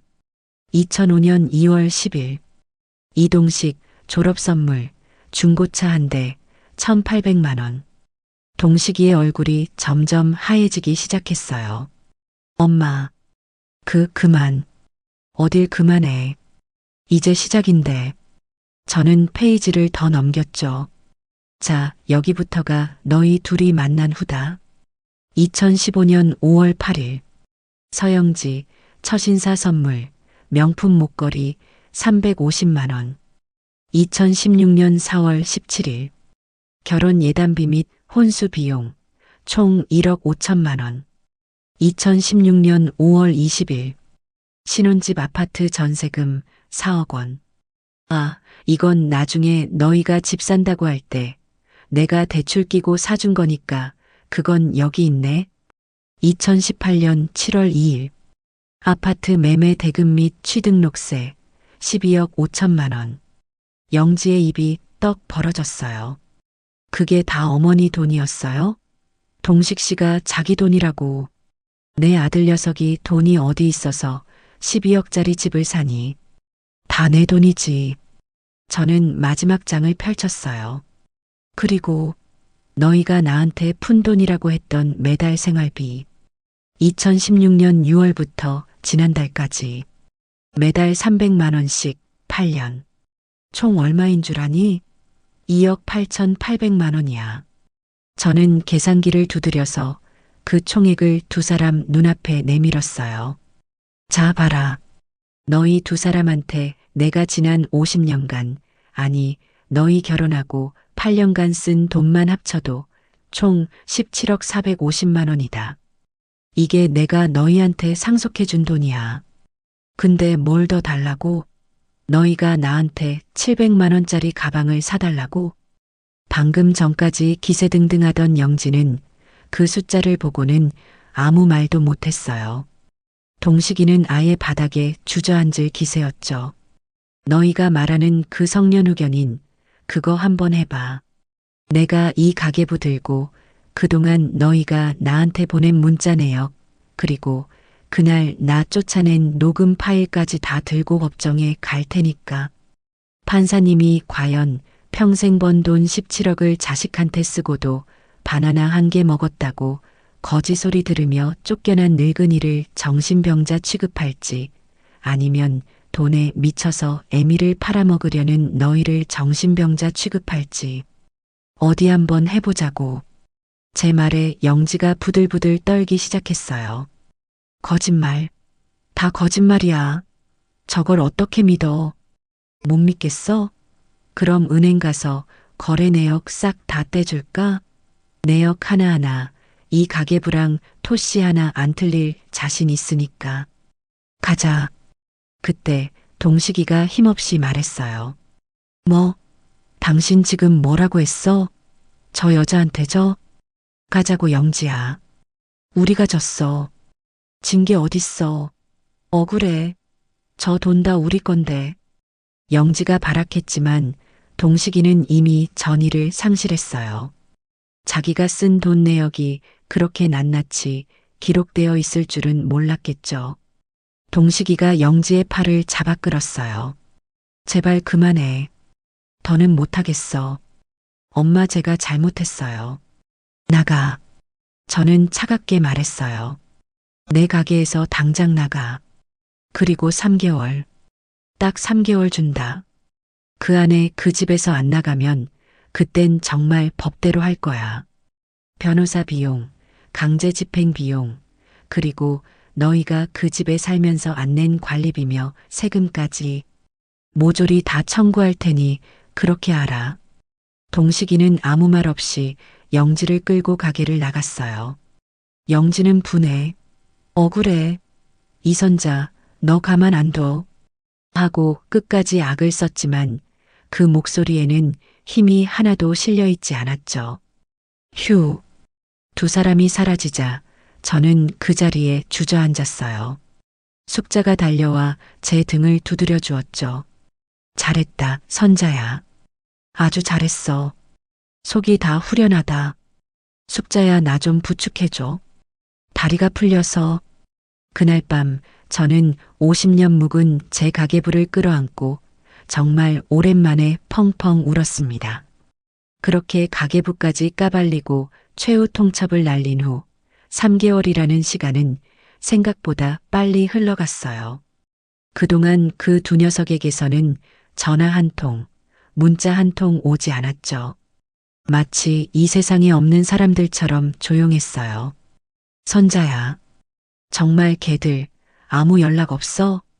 숙자가 가게에서 사과를 닦으며 물었어요. 응. 쥐 죽은 듯이 조용하네. 이러니까 더 불안한걸. 얌전히 나갈 것 같지가 않은데. 내 말이 분명히 또 무슨 꿍꿍이를 꾸미고 있을 거야. 그리고 정확히 3개월이 되는 마지막 날, 저는 변호사에게 전화를 걸었어요. 변호사님, 오늘이 마지막 날인데 아직 집을 비웠다는 연락이 없네요. 그렇습니까? 제가 관리사무소에 한번 확인해 보겠습니다. 관리사무소 말로는 며칠째 집이 텅 빈 것 같긴 한데 인기척이 전혀 없답니다. 우편물도 쌓여 있고요. 그런데 이사 나간 흔적도 없다고 하네요. 그게 무슨 소리예요? 야반도주라도 했다는 건가? 그럴 수도 있고 아니면 안에서 버티고 있을 수도 있습니다. 일단 법적 절차는 예정대로 진행하겠습니다. 내일 당장 부동산 명도소송 소장 접수하겠습니다. 그게 오래 걸린다고 했죠? 보통 6개월은 걸리는데 이번 건은 증거가 워낙 명백해서요. 34개월 안에도 끝날 겁니다. 재판 딱 한 번이면 판결 나올 거예요. 변호사의 말대로 소송은 아주 싱겁게 끝났어요. 아들 내외는 소송 서류를 받고도 재판에 아예 나오지도 않았거든요. 판사는 서류를 훑어보더니 5분도 안 돼서 판결을 내렸죠. 피고는 원고에게 해당 부동산을 즉시 인도하고 소송 비용 전액을 부담하라. 저는 승소 판결문을 받았지만 마음이 개운치만은 않았어요. 변호사님, 걔들 재판에도 안 나왔다면서요. 그럼 이 판결문 받고도 그냥 버티면 어떡하죠? 그럴 줄 알고 저희가 바로 강제집행 신청까지 해두었습니다. 판결문이 확정됐으니 이제 법원 집행관실이랑 날짜만 잡으면 됩니다. 강제집행 꼭 그렇게까지 해야 할까요? 제가 망설이자 옆에 있던 숙자가 버럭 소리를 질렀어요. 선자야, 정신 차려. 걔들이 네 애미다. 걔들이 너한테 어떻게 했는데 바나나 한 개 먹었다고 널 거지 취급하고 내쫓았어. 반찬을 복도에 내던졌다고. 그걸 잊었어? 넌 지금 걔들을 벌 주는 게 아니야. 네가 네 자신을 지키는 거라고. 숙자의 호통에 저는 정신이 번쩍 들었어요. 맞아요. 이건 저를 위한 일이었죠. 변호사님, 날짜 잡아주세요. 가장 빠른 날로요. 강제집행일은 일주일 뒤로 잡혔어요. 그날 아침 저는 변호사 그리고 법원에서 나온 집행관 2명, 짐을 빼낼 이삿짐센터 직원들과 함께 그 아파트 앞에 섰습니다. 집행 시작하겠습니다. 집행관이 초인종을 눌렀지만 안에서는 아무런 대답이 없었어요. 이선자 씨, 문 열어주십시오. 저는 비밀번호를 걔들이 바꿔서 몰라요. 알겠습니다. 강제 개문하겠습니다. 집행관의 말이 떨어지자마자 열쇠공이 순식간에 도어락을 부수고 문을 열었어요. 철컥하는 소리와 함께 문이 열리자 안에서는 이루 말할 수 없는 악취가 풍겨나왔죠. 세상에, 저는 제 눈을 의심했어요. 현관 입구부터 거실까지 온갖 배달 음식 쓰레기 봉투와 술병들이 산더미처럼 쌓여 있었어요. 제가 애지중지하며 골라줬던 하얀색 소파는 정체 모를 얼룩으로 새까맣게 변해 있었죠. 아무도 없습니까? 법원에서 강제 집행 나왔습니다. 집행관이 소리치며 방문을 하나씩 열었어요. 그리고 안방 문이 열리는 순간, 깍! 뭐야? 누구야? 나가. 당장 나가. 끔찍한 비명소리와 함께 며느리 영지가 뛰쳐나왔어요. 며칠은 감지 않은 듯한 떡진 머리에 값비싸 보이던 실크 잠옷은 다 해져서 너덜너덜했죠. 서영지 씨 맞으시죠? 법원 판결에 따라 오늘 강제 집행을 실시합니다. 지금 당장 이 집에서 나가주셔야겠습니다. 뭐? 집행? 이게 다 무슨 소리야? 이동식? 당신 어디 갔어? 당신이 막는다며. 영지가 두리번거리며 동식이를 찾았지만 집안에는 아무도 없었어요. 아들 녀석은 이 상황이 닥칠 줄 알고 혼자 도망쳐버린 거였죠. 이동식, 이 비겁한. 영지가 그 자리에 주저앉아 헛웃음을 쳤어요. 자, 시간 없습니다. 짐 빼세요. 집행관의 말에 이삿짐 센터 직원들이 집 안으로 들어와 짐을 싸기 시작했어요. 만지지 마. 만지지 말라고. 그거 다 내 거야. 영지가 직원에게 달려들어 손톱으로 핥히려 했죠. 집행관이 영지의 앞을 막아섰어요. 서영지 씨, 집행을 방해하시면 공무집행방해로 현행범 체포될 수 있습니다. 이게 다 얼만 줄 알아? 내 가방, 내 구두, 내 옷, 다 내놓으라고. 영지는 울부짖으며 자기 방으로 달려가 명품 가방들을 끌어안으려 했어요. 하지만 집행관은 냉정했죠. 집행관님, 저기 붙은 압류 딱지 보이시죠? 변호사가 조용히 말했어요. 아, 네. 확인했습니다. 서영지 씨, 여기 있는 물건들 전부 압류 대상입니다. 뭐, 압류? 무슨 압류? 두 분이 그동안 미납한 소송 비용, 그리고 오늘 집행 비용, 밀린 관리비와 세금까지 그 금액을 충당하기 위해 여기 있는 모든 유체 동산을 압류합니다. 이 물건들은 경매에 넘겨져 현금화될 겁니다. 안 돼. 안 돼. 이것만은 안 돼. 이건 우리 아빠가 사준 거야. 이건 내가 번 돈으로 산 거라고. 영지가 가방 하나를 끌어안고 발악했어요. 하지만 집행관들은 기계적으로 가방에 압류라고 쓰인 빨간 딱지를 붙여나갔죠. 영지가 그토록 자랑하던 제게 700만 원을 요구했던 바로 그 신상 가방에도 빨간 딱지가 탁 하고 붙었어요. 안 돼. 영지는 그 자리에 망연자실 주저앉았어요. 그때 저와 눈이 마주쳤죠. 영지의 눈에는 분노와 원망, 그리고 일말의 애원이 담겨 있었어요. 어머니, 제발 한 번만 제가 잘못했어요. 저는 아무 말도 하지 않았어요. 그저 덤덤하게 제 집이 더러워진 것을 쳐다볼 뿐이었죠. 어머니, 네. 저 가방 하나만, 저거 하나만 가져가게 해주세요. 네. 어머니도 여자잖아요. 저거 없으면 저 못 살아요. 저는 영지에게 다가가 조용히 말했어요. 아가, 너는 그날 나한테 바나나 한 개가 5천 원을 내놓으라고 했지. 네. 근데 나는 너한테 이 가방 값을 청구할 생각이 없단다. 그 대신 저는 집행관을 불렀어요. 저기, 저 여자 몸에 걸치고 있는 저 잠옷. 저것도 실크라 비싸 보이는데 저것도 압류 대상에 포함되나요? 아, 네. 원칙적으로는 그렇습니다만. 그럼 저것도 벗겨서 압류하세요. 대신 여기 제 차에 있는 제가 시장에서 사온 몸빼 바지라도 하나 갖다 주시고요. 제 말에 영지는 공포에 질린 표정으로 저를 쳐다봤어요. 이 악마 같은. 집행하세요. 결국 영지는 집행관들의 손에 이끌려 울부짖으며 아파트에서 쫓겨났습니다. 아파트 복도에는 영지의 비명소리가 한참이나 울려 퍼졌죠. 휴, 끝났네요.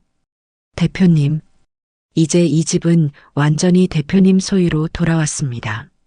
변호사가 말했지만 저는 기쁘지 않았어요. 이 집 못 쓰겠네요. 너무 더러워서. 그러게 말이다, 선자야. 냄새가 아주 머리가 아프네. 숙자가 코를 막으며 말했어요. 이 집 당장 팔아버려야겠어요.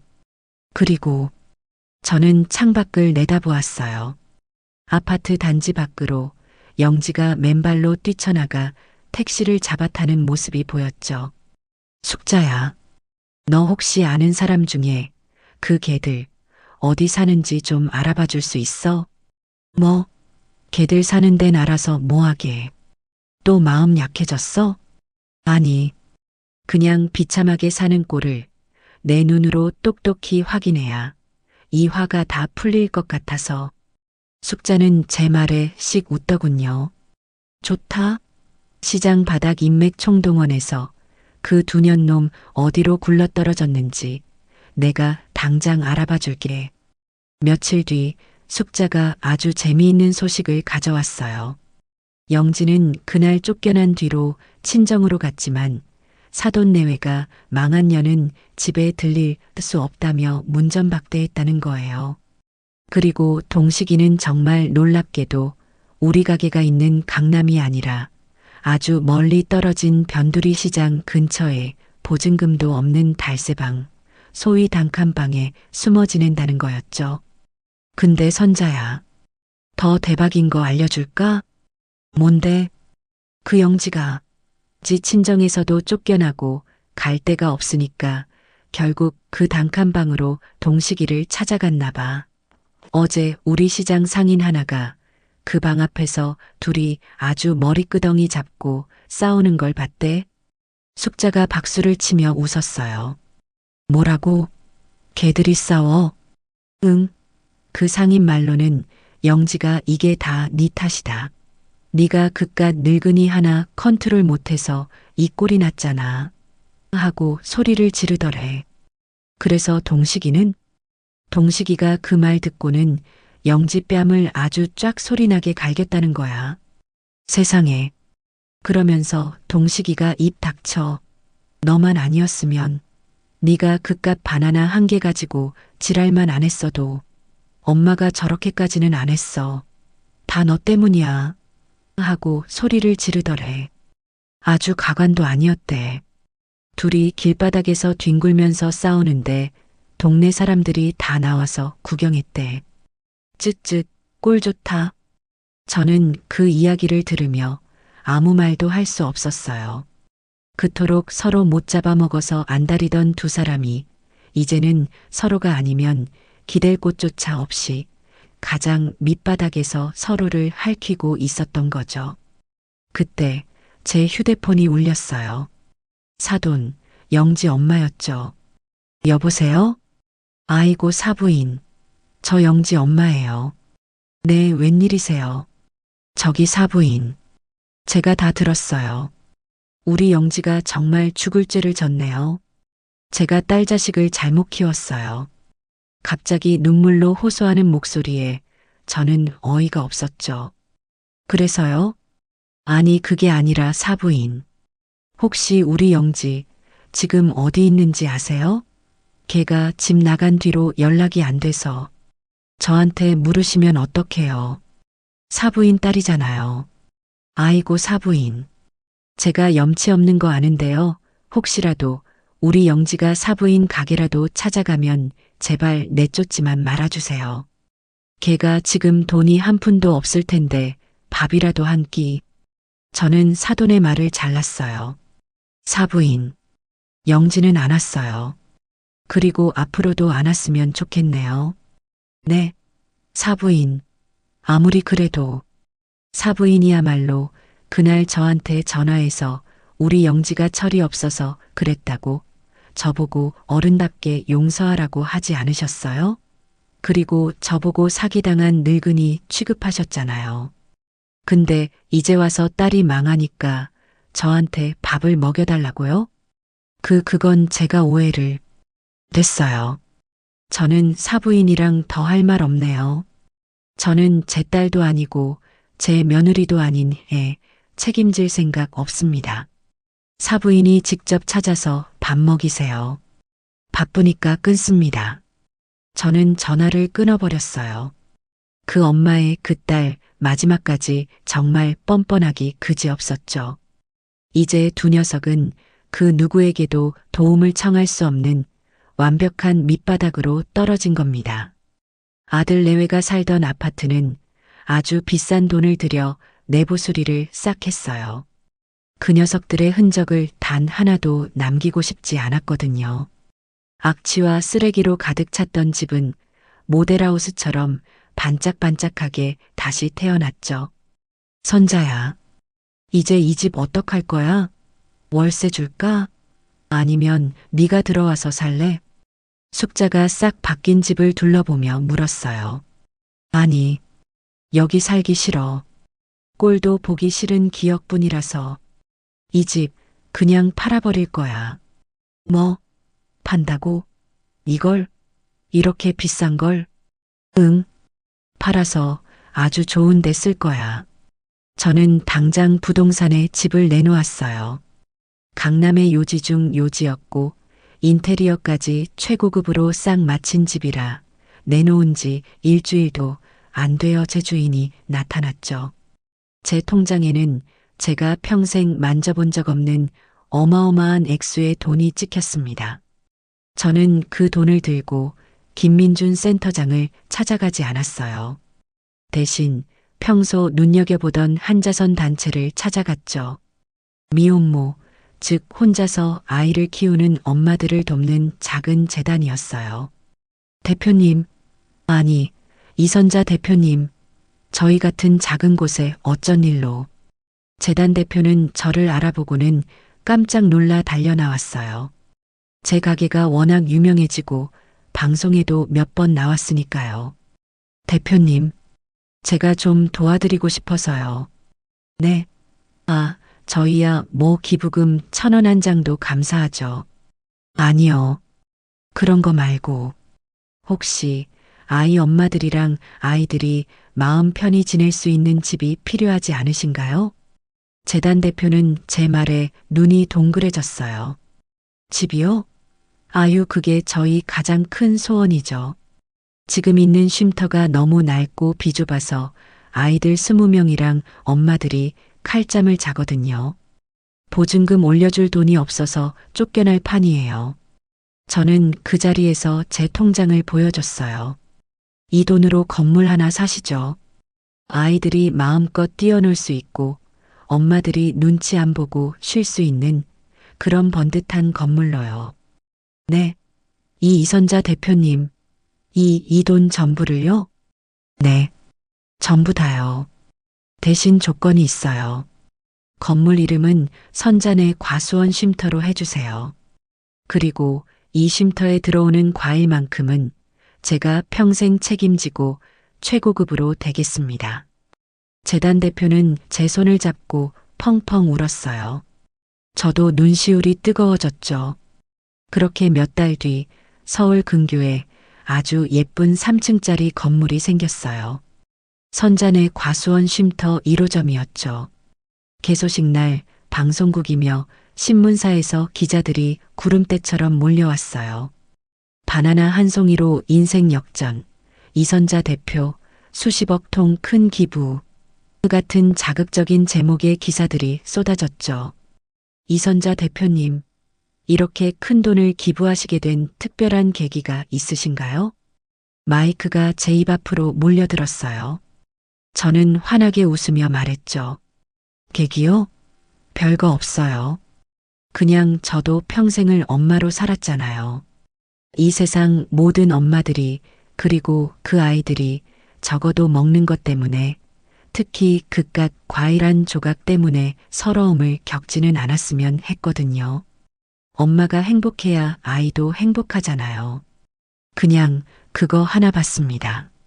제 인터뷰는 그날 저녁 9시 뉴스에도 나왔어요. 그날 이후 선잔의 과수원은 그야말로 불티나게 팔려나갔죠. 돈줄을 내주자. 저런 의로운 기업이 잘 돼야 한다면서 전국에서 주문이 밀려들었어요. 숙자는 전화 받느라, 저는 배송장 쓰느라 둘이 아주 비명을 질렀답니다. 선자야, 아이고, 나 죽는다. 이게 돈이 문제가 아니라 이러다 과로사 하겠어. 숙자야, 웃어. 돈 버는데 죽는 소리 하면 못 써. 우리는 직원을 10명이나 더 뽑아야 했어요. 가게는 법인으로 전환했고 저는 대표이사 이선자, 숙자는 부사장 박숙자라는 번듯한 명패도 생겼죠. 그렇게 정신없이 1년이 더 흘렀어요. 저는 이제 낡은 아파트가 아니라 한강이 내다보이는 멋진 집으로 이사했죠. 어느 날 오후 비서실장이 작은 소포 하나를 들고 왔어요. 대표님, 등기 우편인데 발신인 이름이 없습니다. 주소는 경기도 외곽의 한 물류센터네요. 그래요? 이리 줘봐요. 소포를 뜯어보니 안에는 꼬깃꼬깃한 편지 한 장과 작은 저금통 하나가 들어 있었어요. 편지지는 값싼 학생용 편지지였죠. 아들 동식이의 글씨체였어요. 어머니, 저 동식입니다. 이 편지를 보실지 모르겠습니다. 1년 동안 정말 많은 일이 있었습니다. 영지와는 그날 이후로 헤어졌습니다. 아니, 이혼했습니다. 영지는 지금 어디서 뭘 하는지 모릅니다. 저는 그날 이후 정말 모든 걸 잃었습니다. 돈, 집, 직장, 그리고 가족까지요. 처음 몇 달은 어머니를 원망했습니다. 어떻게 아들에게 이럴 수 있나, 독하다, 모질다. 매일 밤 술을 마시고 어머니를 욕했습니다. 그러다 돈이 떨어져서 정말 밥을 굶게 되었습니다. 어쩔 수 없이 물류센터에서 상하차라는 걸 시작했습니다. 며칠하고 도망칠 줄 알았는데 밥을 준다기에 억지로 버텼습니다. 그렇게 땀 흘려 일하고 처음으로 제 힘으로 번 돈 5만 원을 손에 쥐던 날, 저는 그 자리에 주저앉아 한참을 울었습니다. 어머니, 제가 평생 얼마나 쓰레기처럼 살았는지 그때 알았습니다. 어머니가 제게 주신 그 17억이 얼마나 무겁고 무서운 돈이었는지 제 손에 쥔 5만 원 때문에 깨달았습니다. 어머니, 저는 용서받을 자격이 없는 놈입니다. 어머니께 받은 돈 평생 갚아도 다 못 갚을 겁니다. 하지만 그래도 사람답게는 살아보려 합니다. 이건 제가 지난 1년 동안 물류센터에서 일하며 매일 1,000원씩 모은 돈입니다. 36만 5천 원입니다. 어머니가 그날 저에게 말씀하신 바나나 값이라도 갚고 싶었습니다. 물론 턱없이 부족한 거 압니다. 그래도 받아주세요. 어머니, 저를 쫓아내 주셔서 그날 그 바나나를 드셔주셔서 감사합니다. 저를 아들로 생각하지 않으셔도 좋습니다. 그저 어디선가 한심했던 놈 하나가 이제라도 사람 구실해보려고 발버둥 치고 있다고만 알아주십시오. 죄송합니다. 그리고 부디 건강하십시오. 편지를 다 읽고 저는 저금통을 열었어요. 안에는 꼬깃꼬깃한 1,000원짜리 지폐들과 동전들이 가득 들어 있었죠. 저는 그 돈을 세어보지 않았어요. 숙자야. 왜? 또 무슨 일이야? 웬 편지? 이 돈 선잔의 과수원 쉼터에 기부금으로 보내줘. 발신자는 익명으로 하고. 숙자는 편지를 힐끗 보더니 아무 말 없이 저금통을 들고 나갔어요. 저는 편지를 다시 접어 서랍 깊숙이 넣었어요. 동식이를 용서한 거냐고요? 아니요.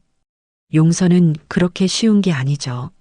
하지만 숙자 말대로 그 녀석의 인생은 이제 그 녀석의 몫이에요. 저와는 상관없는 일이죠. 그로부터 몇 년이 더 흘렀어요. 선잔의 과수원은 전국에 지점을 둔 큰 기업이 되었고 선잔의 과수원 쉼터도 5호점까지 생겨났죠. 저는 요즘 숙자랑 세계 일주를 하고 있답니다. 오늘은 프랑스 파리의 아주 멋진 호텔 테라스에 앉아 있어요. 선자야, 너 그 빌어먹을 전화기 좀 그만 보고 이 샴페인 좀 마셔봐. 이게 한 병에 얼만 줄 알아? 숙자가 여전히 짱짱한 목소리로 저를 불렀어요. 알았어, 알았어. 마실게. 그때 호텔 직원이 아주 예쁜 그릇에 담긴 과일 플래터를 가져왔어요. 그 위에는 황금빛으로 잘 익은 바나나 한 조각이 놓여 있었죠. 저는 그 바나나를 포크로 콕 찍어 입에 넣었어요.